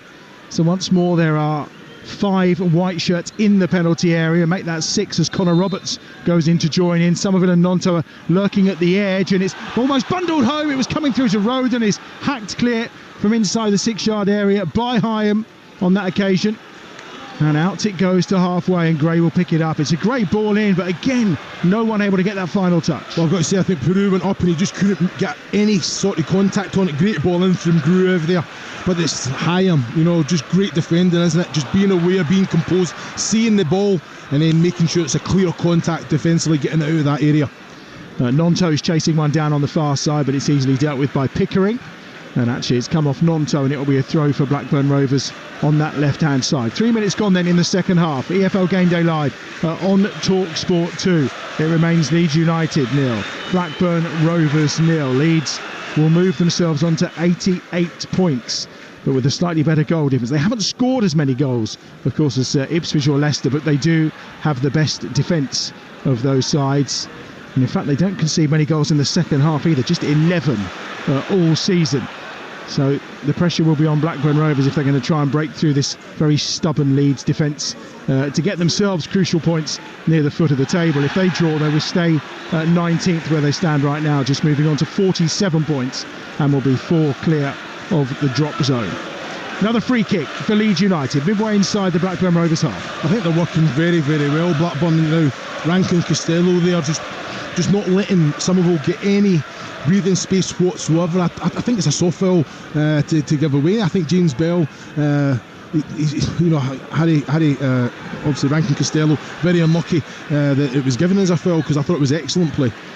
Gallagher just put some pressure on Grueff then in the middle of the park, just to try and keep possession for Blackburn Rovers. Throw goes Leeds United way on this left-hand side, midway inside the Blackburn Rovers half. And it's a throw that's going to be taken short by Firpo, looking for some movement ahead of him into the feet of Somerville. Immediately 2 close round him, and there's another foul.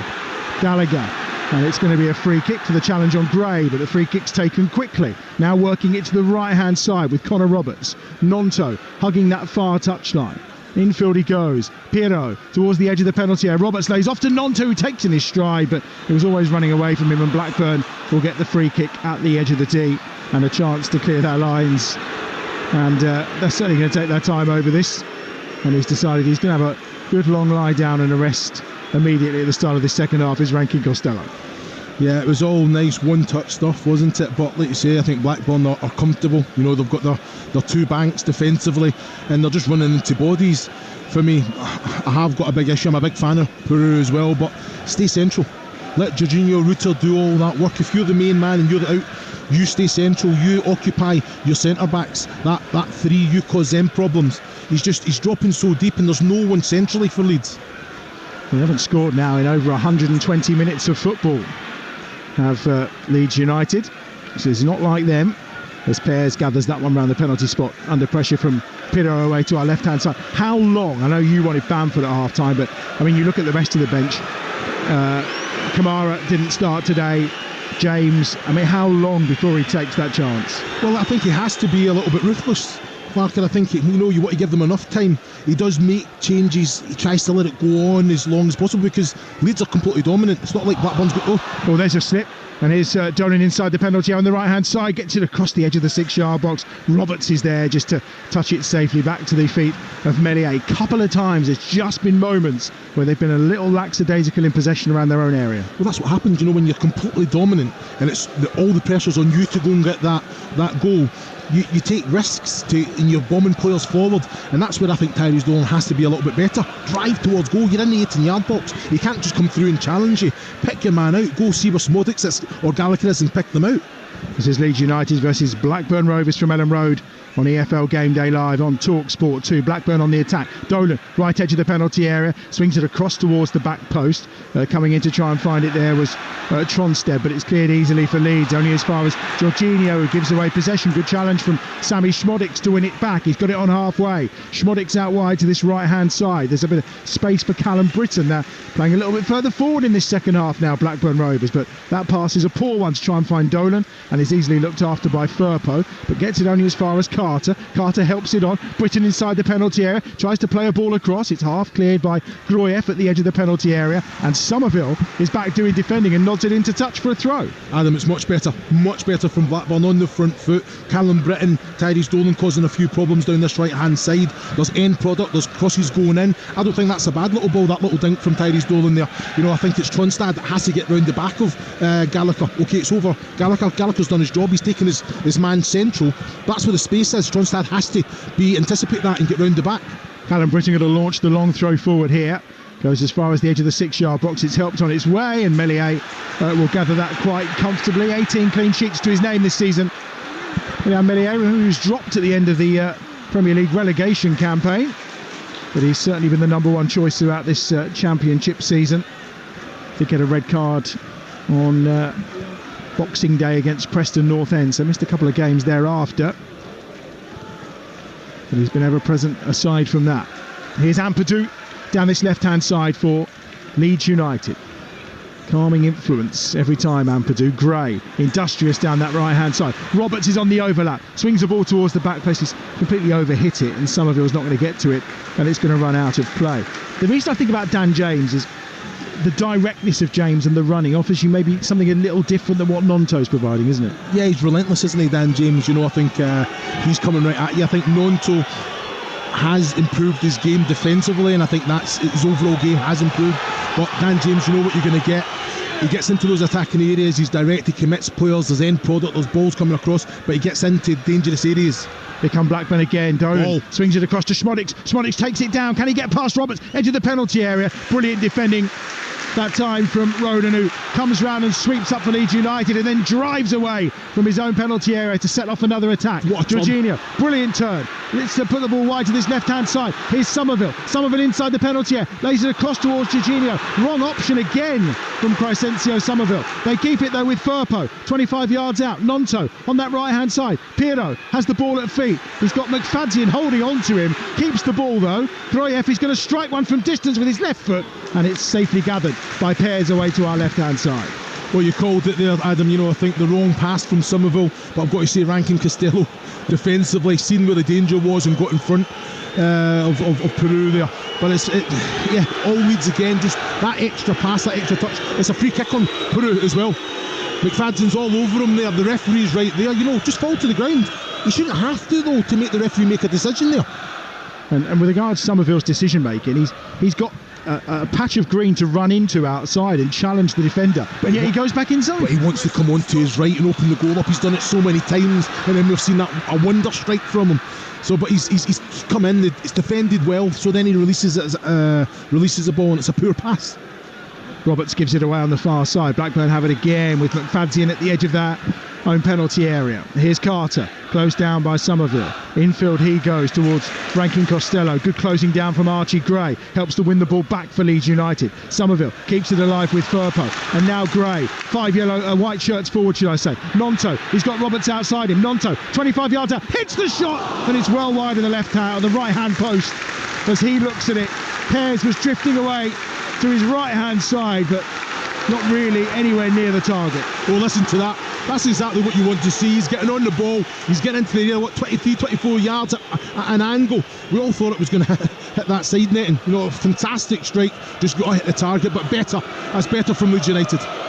Leeds United against Blackburn from Ellen Road on EFL Game Day Live on Talksport 2, where it remains 0-0. It's still 2-0 to Newcastle over Spurs. That game live and exclusive right now over on Talksport. It's actually 3-0 now to Newcastle. Spurs taking a bit of a pounding this afternoon from Newcastle United. Alexander Isak on target again for Newcastle United. Absolute furious. Somerville goes down and the referee says play on. And they do, with Hayden Carter, Blackburn Rovers, launching a ball forward down this near touchline. Chested down in the end by Ampadu brilliantly. Great defending. Gets it back to Meslier away to our right-hand side. End-to-end in this second half, Chris. Yeah, it's brilliant. And I've got to say, I think Sam Gallagher, he's cheating a little bit. He's staying as an outlet. So they've always got an option all across the back, the defensive unit of Blackburn, when they get their head up. And that's what you need. And then it's down to him to put a pressure on, win a throw in, make the ball stick. But then the likes of Smodux, Tyrese Dolan can get up and support. Former Scotland striker Chris Iwelumo alongside me, Adam Bridge, here on Talksport 2 this Saturday lunchtime. This time next week it'll be Leicester who take up the baton in terms of trying to secure promotion back to the Premier League against West Brom, of course, playoff chasers. That's this time next Saturday here on Talksport 2. Then on Monday night we got Borough against Leeds. On Tuesday night it'll be Leicester against Southampton. On the Friday, QPR against Leeds. Then on the Saturday, Hull against Ipswich. Then Preston against Leicester. We have got the run-in for the title chasers in the Championship well and truly covered across the TalkSport network in the coming 2 weeks. Have no fear. Still need a goal here though, and we've been playing for 57.5 minutes. It's 0-0, and it's another long throw for Blackburn down this right-hand side level with the edge of the penalty area. Well, they're getting into a lot more advanced areas, Blackburn. You know, you can see the longer the game goes, they're getting more. The more players are kind of taking that kind of risk to try and get something out of this game. But it's definitely more open this second half, Adam. Well, we know it was early on in the season, but John Eustace was in charge of Birmingham City, did manage to stifle Leeds United. They had their lowest XG. I'm not a fan of XG, but they had their lowest XG of the season against Birmingham City that day. And he's doing a similar job with his new Blackburn Rovers side here today. Here's Somerville, striding towards halfway. Somerville still going. Gray's gone down off the ball, thinking he was fouled. Referee says no. Jorginho, he's got Roberts outside into the right-hand side. Nonto's there, edge of the penalty area. Nonto with a shot, and it's blocked again by Carter and spins out a play on the far side for a throw at the edge of the box. I think Nonto had to take the shot on. I think if Conor Roberts gets in the advanced area, he's probably going to be offside there, but he can come inside. You know, I think it was a difficult one. It's an excellent break as well. Look at the bodies. 5 Leeds United white shirts there in the Blackburn 18-yard box. James Bell giving a talking to Archie Gray, who went down, and Kyle McFadzean, who was responsible for him going down off the ball, and that attack was mounting from Leeds United. They've just got over half an hour. There is activity on the bench. There's pointing of fingers. There's words with the fourth official, and we can see at the moment, well, Bamford was warming up. I think he's still warming up, and he's putting probably a bit more effort into his warm-up. What? Well, you think that's effort? Well, no, that's my kind of workout, let alone a warm-up. So Mine too. I'm not the expert on that front. Here is Firpo on this left-hand side to Somerville. Matteo Joseph warming up as well, and Dan James too. So you feel some change might be coming for Leeds United. That was almost a beautiful ball from Somerville to Firpo, but it was actually plucked out the air quite brilliantly by Blackburn Rovers and cleared. Yeah, I think they're defending very, very well. And what they've brought to the game this second half is just that little bit of quality playing out from the back. It's not just hoof clear, even though they've got the outlet in Gallagher. They're trying to play into midfield and they're keeping possession of the ball.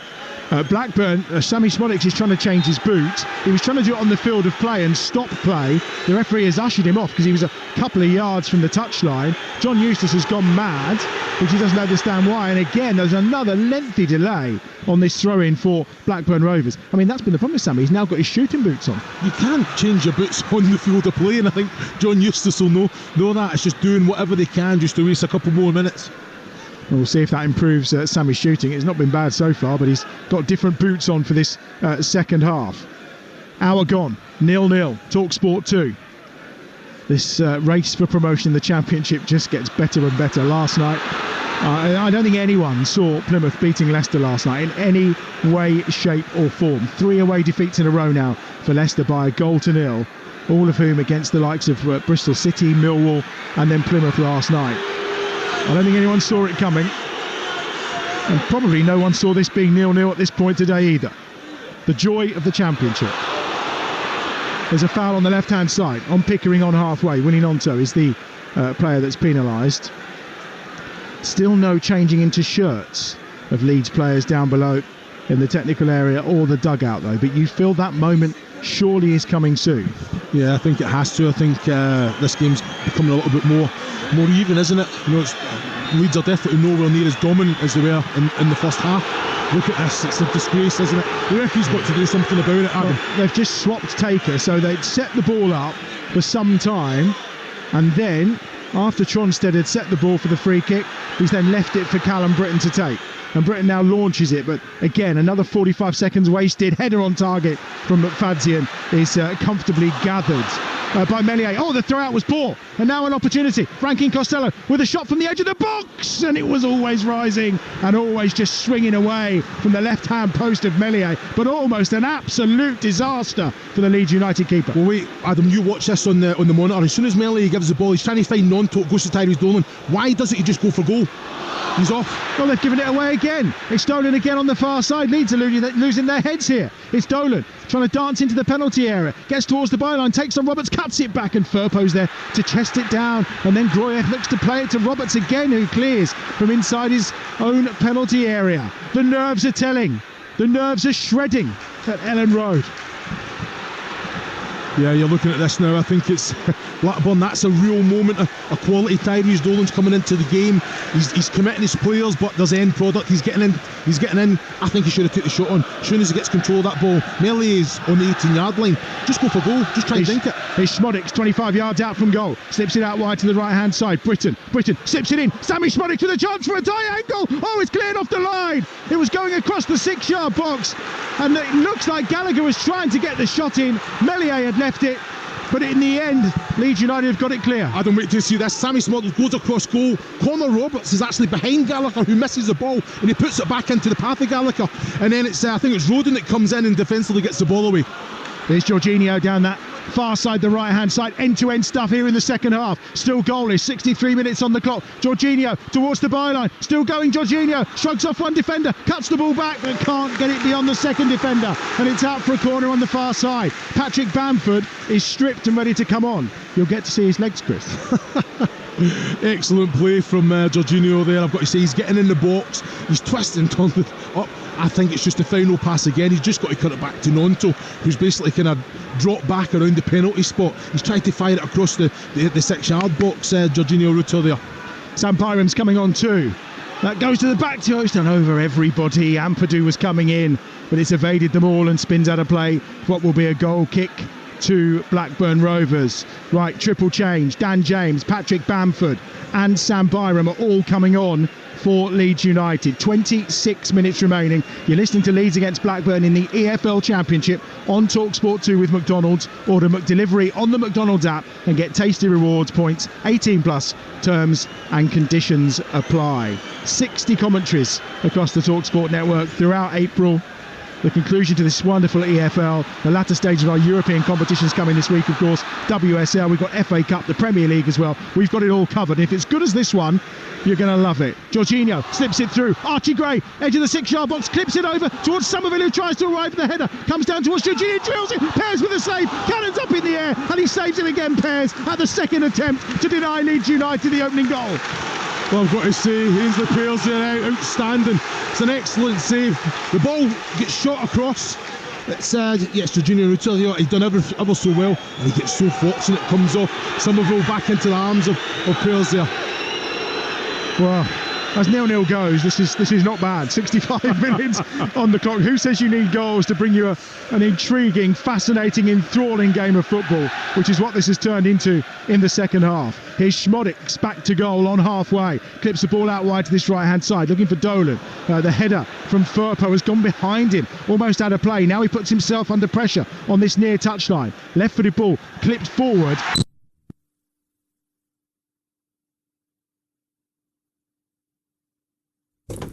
You're listening to Talksport 2. I'm Faye Carruthers. We will get back to Ellen Road as soon as we possibly can. It's Leeds United 0, Blackburn Rovers 0. And as you just heard there from Chris Iwelumo and Adam Bridge, I think they just got a little bit too excited and we lost their line. It's a goalless draw for sure, but it's an absolutely brilliant one. End-to-end stuff at the moment with so much on the line, including promotion for Leeds United. Automatically is what they're trying to go for. Blackburn, on the other hand, trying to survive. 3 points above the relegation places they are indeed. Talksport 2 is the place to be for all of the drama at the end of the EFL season. We're the home of the EFL, in fact, the Talksport network. So many scintillating games to come for you. I can Just let you know as well that Leeds are about to make a triple change as they go to win all 3 points and capitalise on the fact that Leicester City last night were beaten by relegation strugglers Plymouth Argyle. Absolutely massive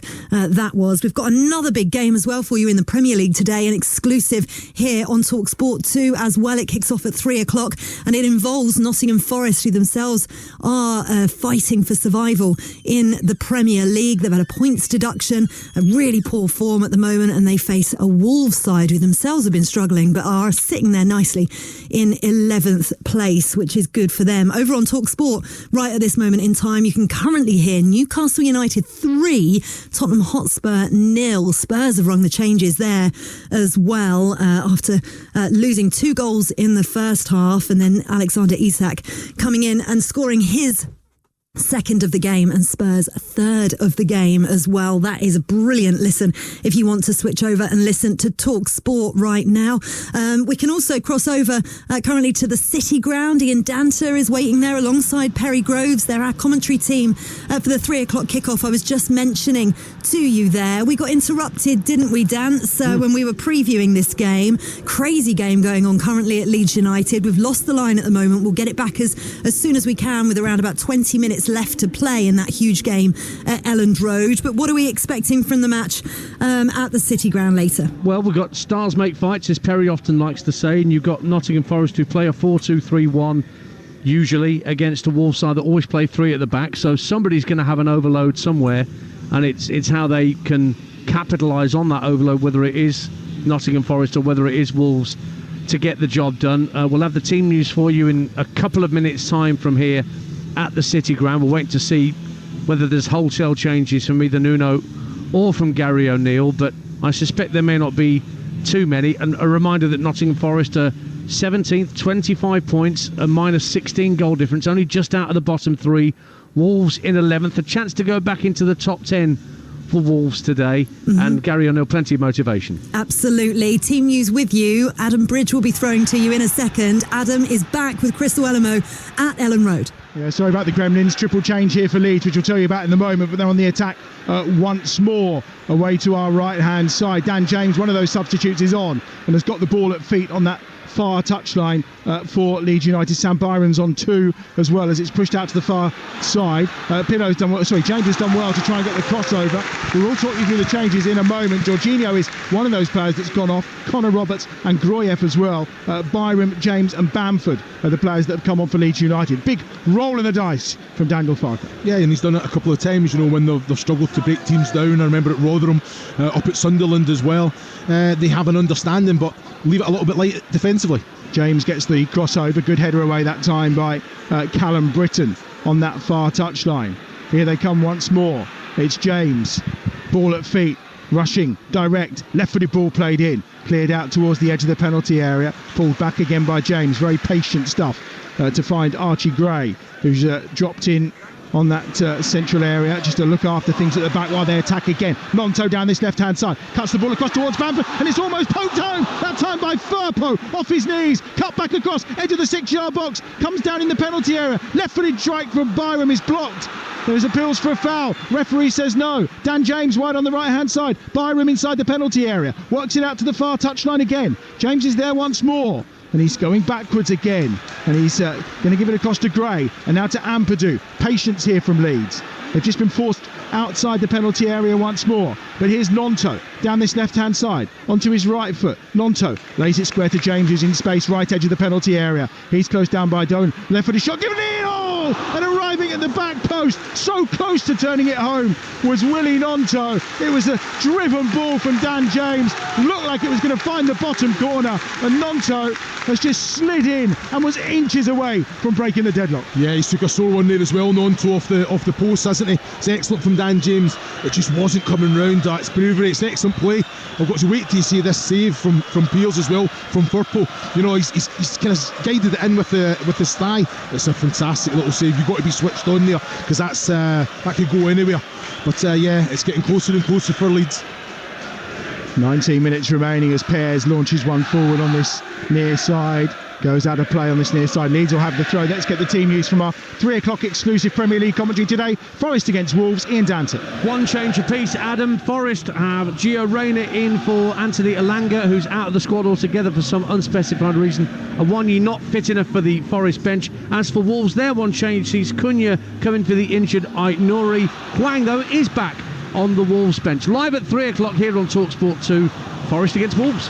Dan James swings the ball in and Carter has to just turn it away. It was the edge of the 6-yard box. It was a floaty one from Dan James from that right-hand side. Comes short on this near touchline. Somerville. Here's Firpo on his left foot looking for Bamford, who's lurking inside that 6-yard box. He's taken up that position and he's given them what they've been lacking in this game. Yeah, well, you said it's a roll of the dice, the changes that Parker's made. When you're Blackburn and you've been so disciplined and organised, who do you mark? And this is what, look at John Eustace now, he's barking on instructions after. This is where the players have to take responsibility on the pitch, and this is something that's been very lacking. Look at it, you look at Firpo, Nonto, Somerville, this right hand side, but this is where Blackburn can capitalise when they win possession back. Yeah, Nonto's given the ball away. Rankin Costello's got beyond Gray quite easily, and he's got Dolan away down this right hand side. If he can keep that ball in, there's danger here for Leeds United. Dolan tries to cut inside, but it's off of Nonto and out for a throw, level with the edge of the penalty area. Why is he coming back? Why is Dolan coming back? He's got the full half to run into. Yeah, Nonto's going to be going all the way with him, but use the ball, cut across the Nonto's path, and then you're having a run in at Melee and goal there. I just don't understand why. I understand it's taken a lot out of them, but those are the opportunities that they've got to capitalise on, Blackburn. Callum Britton taking his time over this throw down this right hand side, as you would expect. 17 minutes remaining, it's still 0-0. Launched into the penalty area, a little flick on that time by McFadzean, and it's gathered that time by Meslier away to our right hand side. Against Sunderland, it was the first time in 17 games that Leeds hadn't found the back of the net. Are they about to follow it up with a second blank as well? Here's Somerville down this left hand side, on his left foot cutting into the edge of the penalty area. Pierrot's there and he wins the corner. McFadzean with a challenge, he tracked him all the way. Corner down this left hand side for Leeds United. Yeah, see, it's much better. You know, I think with Bamford just being central, Perot just kind of just floats around and does what he's been doing all game, and he makes those little runs for Somerville. I think he's got to give it a little give and go there. He's got to give it back to Somerville first time, even a little back heel into the path of Somerville running into the 18-yard box there on the angle. Corner 7 for Leeds. Somerville delivers towards that back post, headed up in the air and partially away that time by Carter. And then it bounces down and out of play for what's going to be another corner. Well, I never understand that. The best view of that situation is of the assistant. He waits for the referee to make a decision and then puts his flag out. The best bit about that, though, was the referee and his assistant looked at each other for about 5 seconds with no idea what to do. Dear oh dear. 15 and a half minutes. Daniel Farker has his arms folded, as he so often does in that technical area. Doesn't ever seem to get too animated. A bit of applause. Never seems to be angry, but just trying to lift his players and raise that tempo yet again. As Archie Gray wins a really good header forward. He's playing that holding role now, but there's no one chasing it. Yeah, but that's the moments. There's no one around Archie Gray there. Take it on your chest. Take it into you're running. You don't even break stride, and then you keep possession of the ball, but you've just given it back to Ainsley Pearls, who look, he's taking his, what's that, 20 seconds, 30 seconds. Is that the sign of an 18-year-old in Archie Gray? Well, that'll get better, but he's been outstanding. He's been outstanding, Adam, and that's just little moments like that in a game when there's only, 15-20 minutes to go all in. Take it on your chest when you can get it down and play, because you have that quality. Sam Gallagher gives away the free kick, which is taken midway inside the Leeds United half by Leeds United. Forward they come with Rodon. Reminder, Forest against Wolves coming up at 3 here on Talksport 2, over on Talksport Game Day Live with Adrian, Ray Parler and Danny Mills taking you round the grounds. And obviously an important ear will be on that game at Portman Road, Ipswich against Middlesbrough. Dan James has done well to keep that in, hooks it back into the danger zone. Going to go over the top of Somerville, comes down to Nonto though, left hand edge of the penalty area. Firpo's gone ahead, plays it in early, Bamford with the header, and he puts it over the bar, edge of the 6-yard box. Lovely floated ball, got some good contact on it, but a little bit too much. And it's a goal kick for Blackburn Rovers. Has to be in the back of the net. It's an excellent ball in from Nonto. All the paces on the cross. Just watch this again. Look at the neck movement of Banford. He doesn't need to do it. He just needs to make sure the contact and then just direct it. He's trying to get as much power on it as he can. The power's on the cross in itself. Look at this. Look at the neck movement. He doesn't need to do that. Just steer it. And it ends up more off his shoulder blades, doesn't it, in between the two shoulder blades? Just the contact so important. The goal does not move.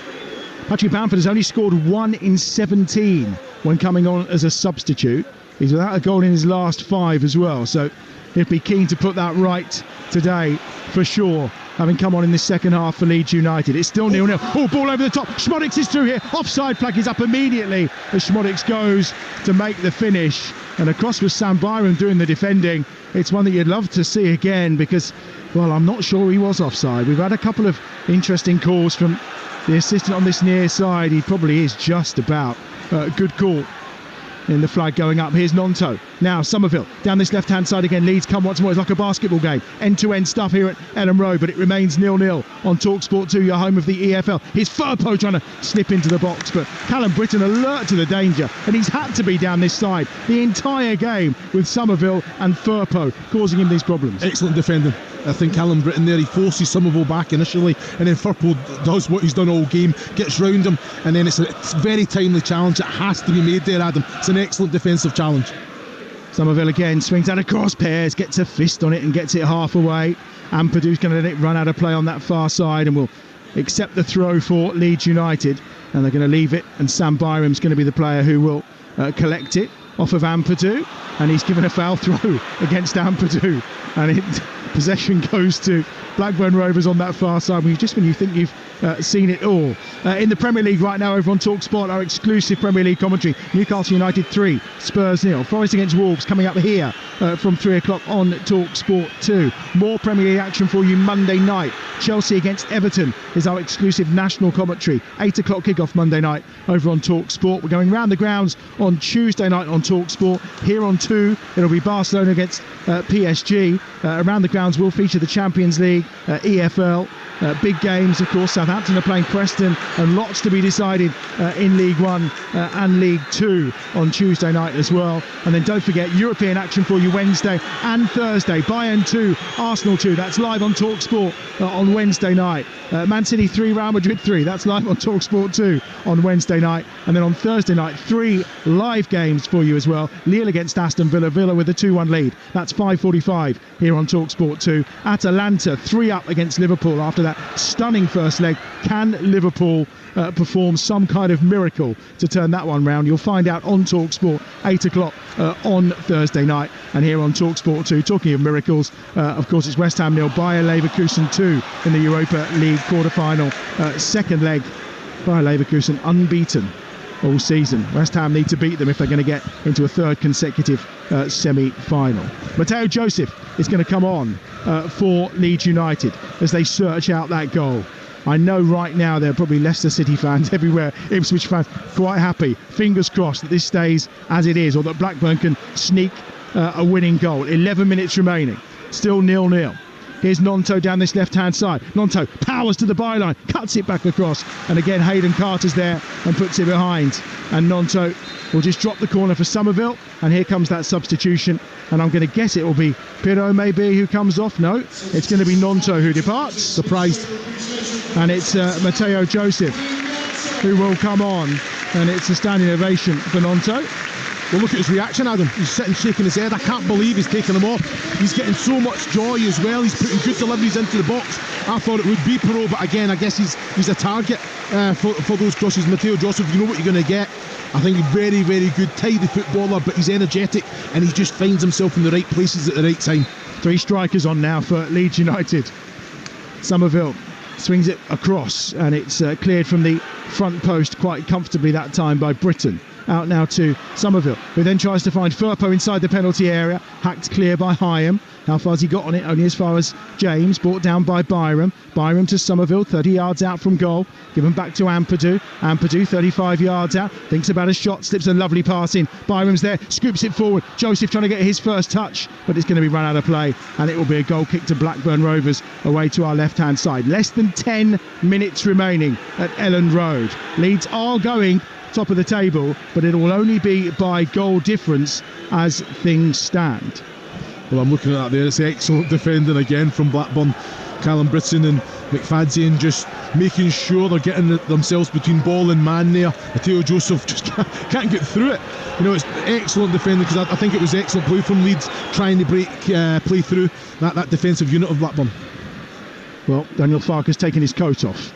That's maybe a sign he means business. Oh, Dolan to Szmodics in the box. Sammy Szmodics has scored for Blackburn Rovers. Would you believe it? 9 minutes remaining in this game. And is that the lifeline that Blackburn Rovers need to keep their championship survival hopes alive? And is that the biggest dent for Leeds United's instant return to the Premier League? 9 minutes left here, and it's Sammy Szmodics, the championship's top scorer, who strikes again with goal number 24 of the season. It's Leeds 0, Blackburn Rovers 1. Well, it's an excellent goal, isn't it? And all three play a part. Just that big ball up from Pearce. Gallagher does what he does, he wins it. Tyrese Dolan, excellent little bit of control, and the way to pass for Szmodics is excellent. Doesn't even need to take a touch, knows where the goal is, hits the back of the net. What an outstanding goal. And that's what I say, you make changes, you go for the win, you leave it open at the back, and you've been punished, Daniel Farker there. You know, but you have to, I think they have to go and try and win the game today. But the man of the moment, Sammy Szmodics, what a goal that is. That's brilliant from Tyrese Dolan as well, isn't it? Just a perfectly weighted pass for Szmodics. What a stunning finish. What Gallagher does is he wins the aerial duel, puts the flick on, Tyrese Dolan in the right place, but it's his touch, it's his second. The second touch is the one for me. The way to pass his Szmodics was outstanding. John Eustace preparing substitutes, probably to try and close this game down. What have Leeds got left in the tank? You can hear the cheers in Leicester and Ipswich right now as Firpo delivers early. Bamford goes up for the header, and it's comfortably gathered by Pears away to our left-hand side. Well, again, another fantastic ball in Firpo there. McFadzean does ever so well. He takes the kind of the force out of the shot, and I think Bamford he gets a contact on it, but there's just not enough pace on the cross. Steers it goalwards, comes off the back of the head of Bamford actually. Blackburn Rovers are going 16th in the Championship. They'll be 6 points clear of the drop zone if it stays like this. It's a big if. There's 6.5 minutes remaining. They've only conceded 13 goals at home all season. That's number 14. The only unbeaten side in the EFL at home. And it's all on the line now for Leeds United. And it's going to be Dolan who is replaced. And it's going to be Ben Christine who comes on for Blackburn Rovers. Pat on the back of the head from John Eustace, the 20-year-old on loan from Villa. And another loan spell up at Kilmarnock, starting his career at Exeter. And he's on for Dolan. He'll just stiffen up that midfield. And Szmodics is going to plough a very lonely furrow up top with Gallagher out wide, it looks. Yeah, he'll become a 5-4-1 now, most definitely. Yeah, just trying to see it out. I think they've been outstanding without the ball, Blackburn. You know, they've sat in, they've been patient, they've conceded possession, but they've defended well. This championship is utterly bonkers. Every result you do not see coming seems to be happening, but there's still time for Leeds United. Here's Firpo on this left-hand side. That's a beautiful ball into the 6-yard box. I think Bamford's tried to put that in with his hand, if anything. Why? Just get your body behind it. You're 3 yards from goal. You've got the wrong side of your defender. It's an excellent ball from Firpo. You're onside. I do not know why he tried to put it in with his elbow. Go with your head. Well, let's be honest, it's not the first time. It's not the first time this season. Not listening to it. Poor. Shocking decision. And the cheers are coming because Pears has been booked over his delaying. I mean, it's only taken 85 minutes and he's been doing it for the last 75. That's not the first time Bamford scored a goal with his arm or tried to score with his arm this season, is it? I just don't know why he's done it. You know, you go with head and you actually have more control than trying to go with your elbow. It makes no sense to me at all. As a striker, I mean, that's a striker's ball, isn't it? It's delicious. Yeah, but he's not even going to take a sore one. He's the wrong side. He's going to get there first. Gallagher goes down, he's fouled by Firpo. Free kick for Blackburn Rovers, 10 yards inside the Leeds United half, and it's Sammy Schmodik's goal which separates these two sides. There are 36,500 people here, and some are already heading for the exit, the home supporters, frustrated, annoyed, and probably not really believing what they're seeing in front of their eyes. They'd have seen last night and heard last night Leicester's defeat at Plymouth, thinking, OK, we've got a game at Fortress Ellen Road, 21 games unbeaten, 16 wins. It's against Blackburn, who are struggling at the foot of the table, and yet it's Leeds United 0, Blackburn Rovers 1. That's picked up by Britton, who's done well, tries to find Schmodix on this near side. Down the line it goes. Schmodix just holding the ball up. Firpo's there. He's going to try and draw the foul from Firpo, but Firpo does well. Gets it clear up towards Bamford, who just tries to keep it alive. Joseph is there in towards Somerville. Helped on its way that time by Gray. Back into the danger zone by Carter, though. Here's Schmodix. No offside flag. Gets to the byline. Then he just runs it out of play. And that will be a goal kick for Leeds away to our right-hand side. 3.5 minutes of normal time to play for Leeds United to get back on terms. Yeah, and I think Blackburn they've been ever so professional, haven't they? They've let the clock run down every opportunity, and even Smoduk's there took another 90 seconds just to get the ball back in place. He's done ever so well. Just he's on his own, he's isolated, but he's very unfortunate not to get a corner kick there, because I wasn't sure the ball was completely out. There's Somerville back to Rodon. They're all camped around the Blackburn Rovers penalty area away to our left-hand side. Out wide to that far touchline. Dan James is there. Tries to cut infield. We've seen late shows before from Leeds United. They got a late equaliser away at Watford. Won the game fairly late on here against Hull, having been pegged back in that game. What can they do? They drew 0-0 in midweek. They're a goal behind now and struggling to find a way through this stubborn Blackburn Rovers defence. Firpo nips in, picks it up and finds Ampadu.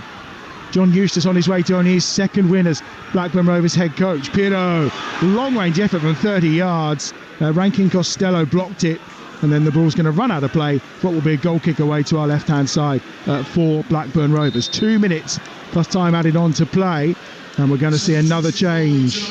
We're going to see Jaden Anthony coming on to replace Junior Firpo. And it really is all-out attack now from Daniel Farker. Yeah, it is. You know what? And it's just little moments like that. You could just see everyone, all Leeds players, as soon as Perot took that shot from 30 yards, he's got 5 players in front of him in his attacking line. Surely there's a pass on rather than trying to go for the absolute worldy strike. And that's a poor decision, and that's something they've been guilty of today. Just that final little, the last pass, the final decision in the attacking third's been poor. The record for Blackburn Rovers here isn't the best. It'll be a rare victory, having crossed over the Pennines earlier. And they lead by a 1-0 with 90 seconds plus added time to play. Joseph goes up to try and win a header midway inside the Blackburn Rovers half, but it's over his head and it's diligently cleared by Harry Pickering on that far side. Helped on its way this time by the foot of Rankin Costello towards Schmodix on the far side, but it was rather aimless and hopeful, and it runs out of play for what will be a throw to Leeds United. Into the final minute. Well, I'm looking at that there, Rankin Costello again. He's no one near him. He's got 10 yards all around him. Take the ball down. You know, he's putting it in behind for Smodux. That's when you can get the ball down and maybe get your head up and then play a pass in behind with a little bit of quality on it rather than just the blind pass. Poor. Over on Talksport, Newcastle lead Spurs 4-0 now. 4-0 to Newcastle United in the live Premier League game on Talksport. More live and exclusive Premier League football coming here once we're done.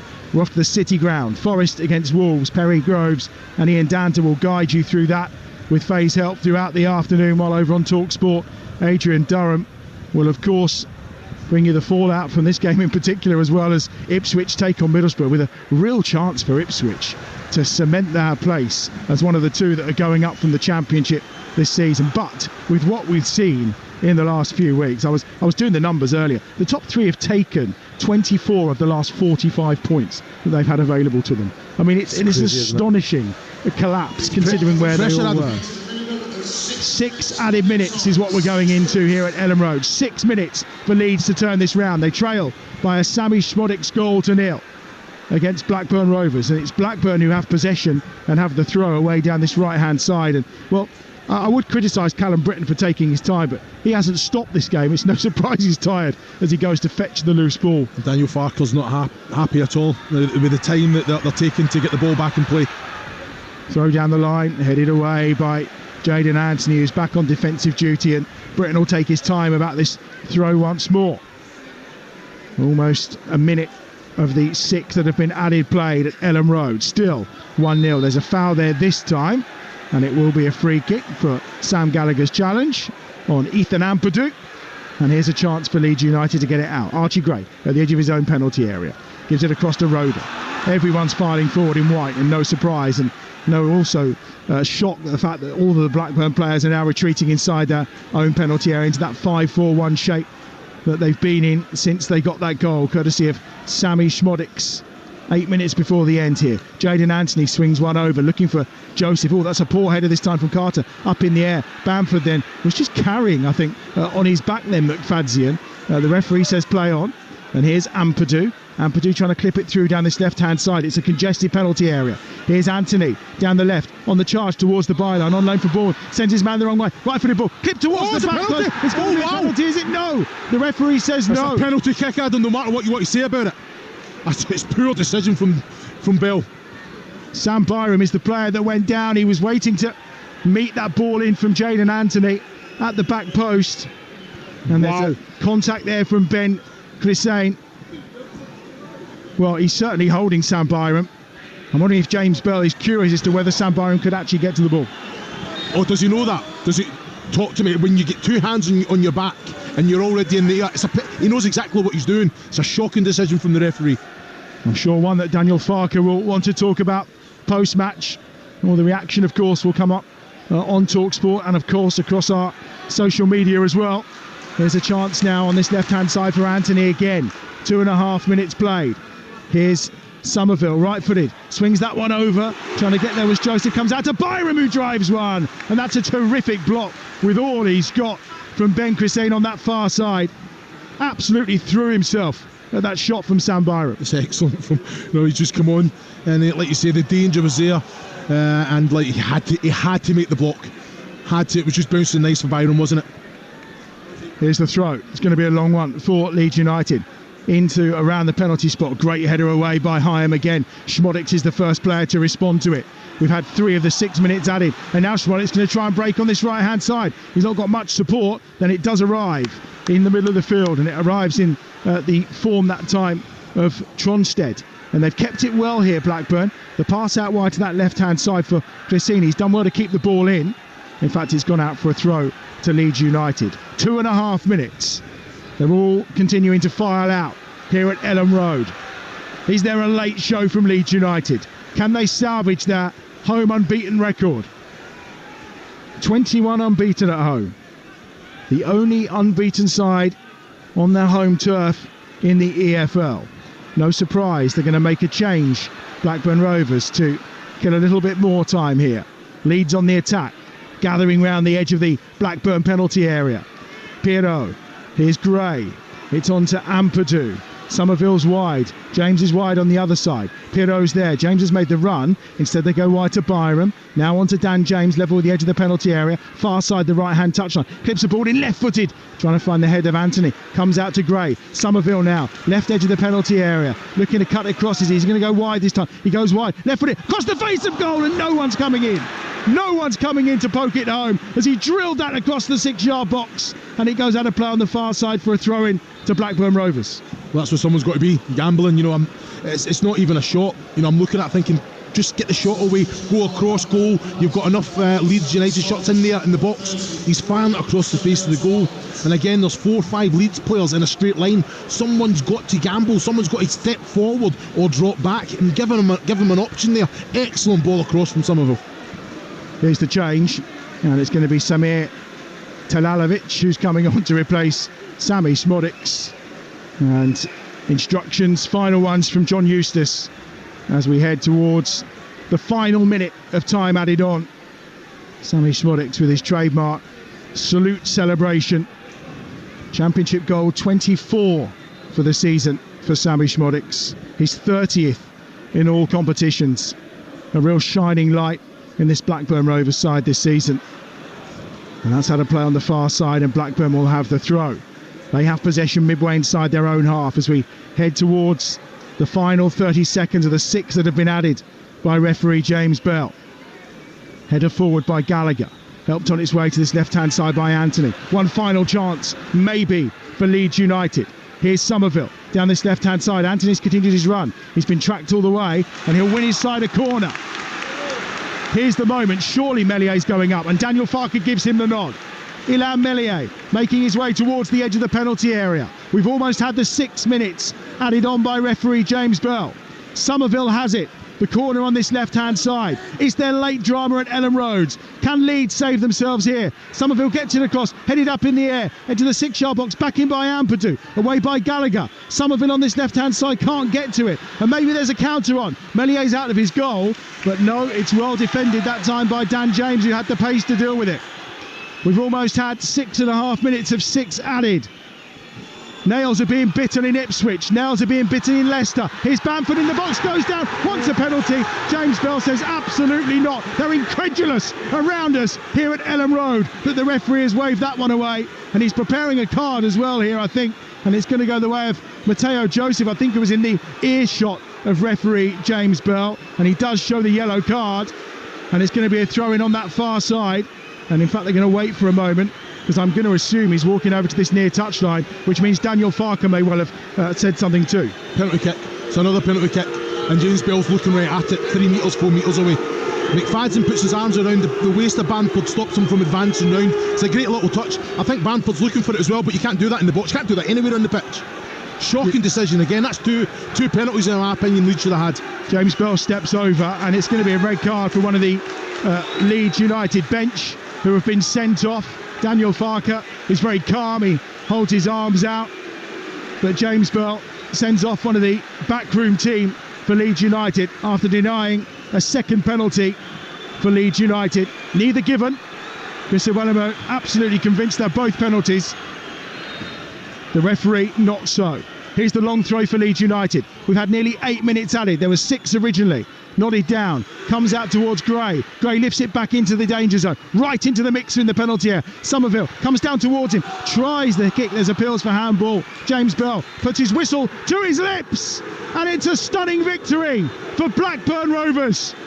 Their hopes of surviving in the Championship have just been given a massive boost, but not so for Leeds United and their attempts to return to the Premier League at the first attempt. Daniel Farke's side have lost their unbeaten home record, a first defeat of the campaign on home turf, and it leaves them third in the Championship, and Ipswich and Leicester have games in hand. You can hear the cheers right now from the East Midlands and down in Suffolk. It's pole position Leicester, it's pole position Ipswich, and Leeds United, with 3 games to go, know it is now out of their hands if they're going to get automatic promotion back to the Premier League. This Championship season just keeps on giving, game after game and week after week. Just when you think it's done, and just when you think the script is writing itself, someone intervenes once more, and they have at Ellen Road today. A second win for John Eustace, and Blackburn take the points. It's finished. Leeds United 0, Blackburn Rovers 1. Adam Bridge, you said right at the beginning of the day that this was one of those games that could go the other way, and that nobody seems to want automatic promotion in this league. I mean, it's quite astounding. Chris, what did you make of that? I mean, Leeds threw absolutely everything at it, particularly towards the end. First and foremost, those 2 penalty shouts, what do you think? I think they're both penalties, Faye. I know you would have had a good look at them from a few different angles as well. I think the referee's got it wrong on both occasions. I think the second one even more so. I think McFadden knows exactly what he's doing. Yeah, Bamford might be looking for it, but he gets a touch, he gets it round the other side of McFadden, arm goes round the waist. You can't do that anywhere in the pitch, Faye. You know, I'm surprised that James Bell hasn't given it. He's only 3-4 metres away, and he's got a clear view of it as well. So disappointing that. I'm sure Daniel Farke will be bringing that up afterwards. Well, you can hear the boos from the Leeds United crowd and exactly what they think of that. I have to say, The first one, having watched it a couple of... Yes, there is contact without a doubt, but Sam Byram arches his back and makes such a big meal of it. I can understand why it wasn't given. He's in the air. I know, but so you think if I was to jump up and you were to come through the back, my back's arching. It looked unnatural. It really did. Through his arms, it was almost like, a bit gymnastic-esque. And I think maybe that's what, if it had just gone to the ground naturally, he might have won it.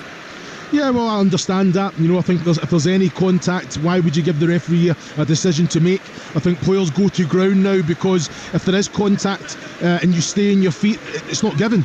So you have to kind of, I wouldn't say try and con the ref. There is contact. For me, it was a penalty kick, but he didn't give it. So on we move. Yeah, no con. It's like this new, which isn't new by the way, of leaving the trailing leg behind for the defender to, no choice made there. He's running. He's tripped you over.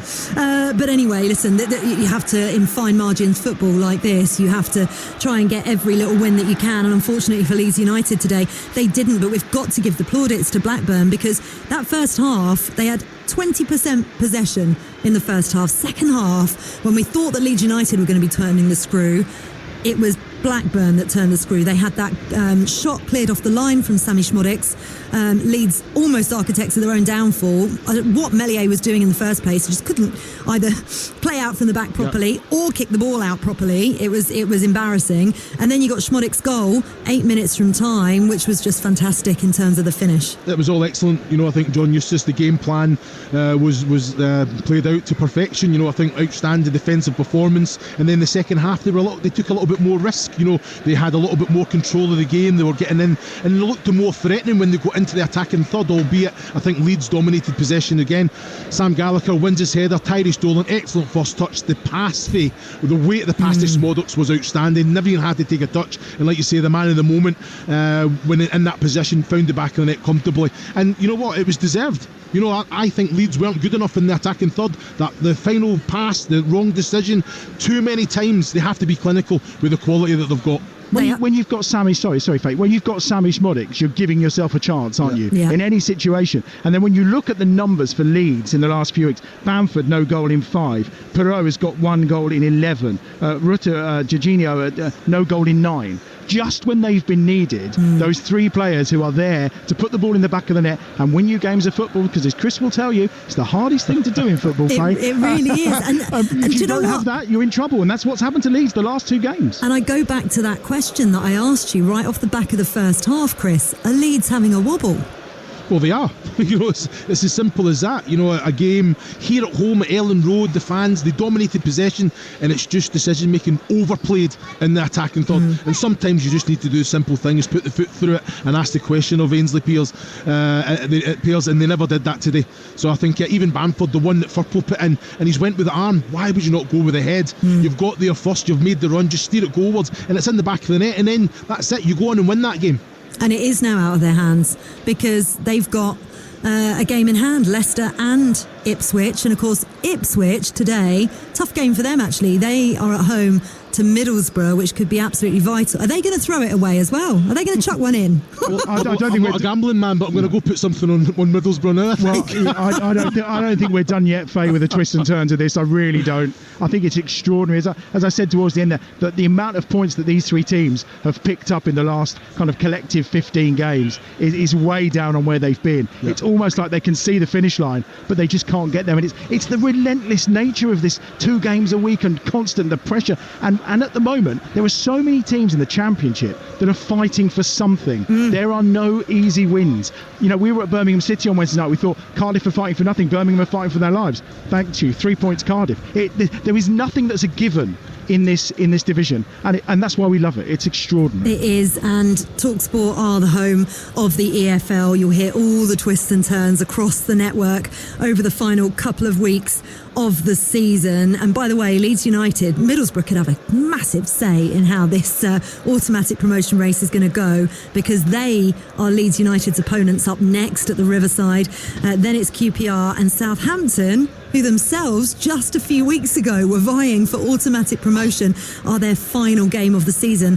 but that is at Elland Road. And by the way, today, we haven't even talked about the fact that their home record, what was it, 21 games? It's 21 games. I mean, unbelievable. If you are Russell Martin, you are absolutely kicking yourself because everyone thought a few weeks ago they were done. They've lost silly games. They've given away silly goals and dropped points. They could be right in this. This could have been the 4-horse race we thought we were getting 2 months ago if only Southampton had stuck at it.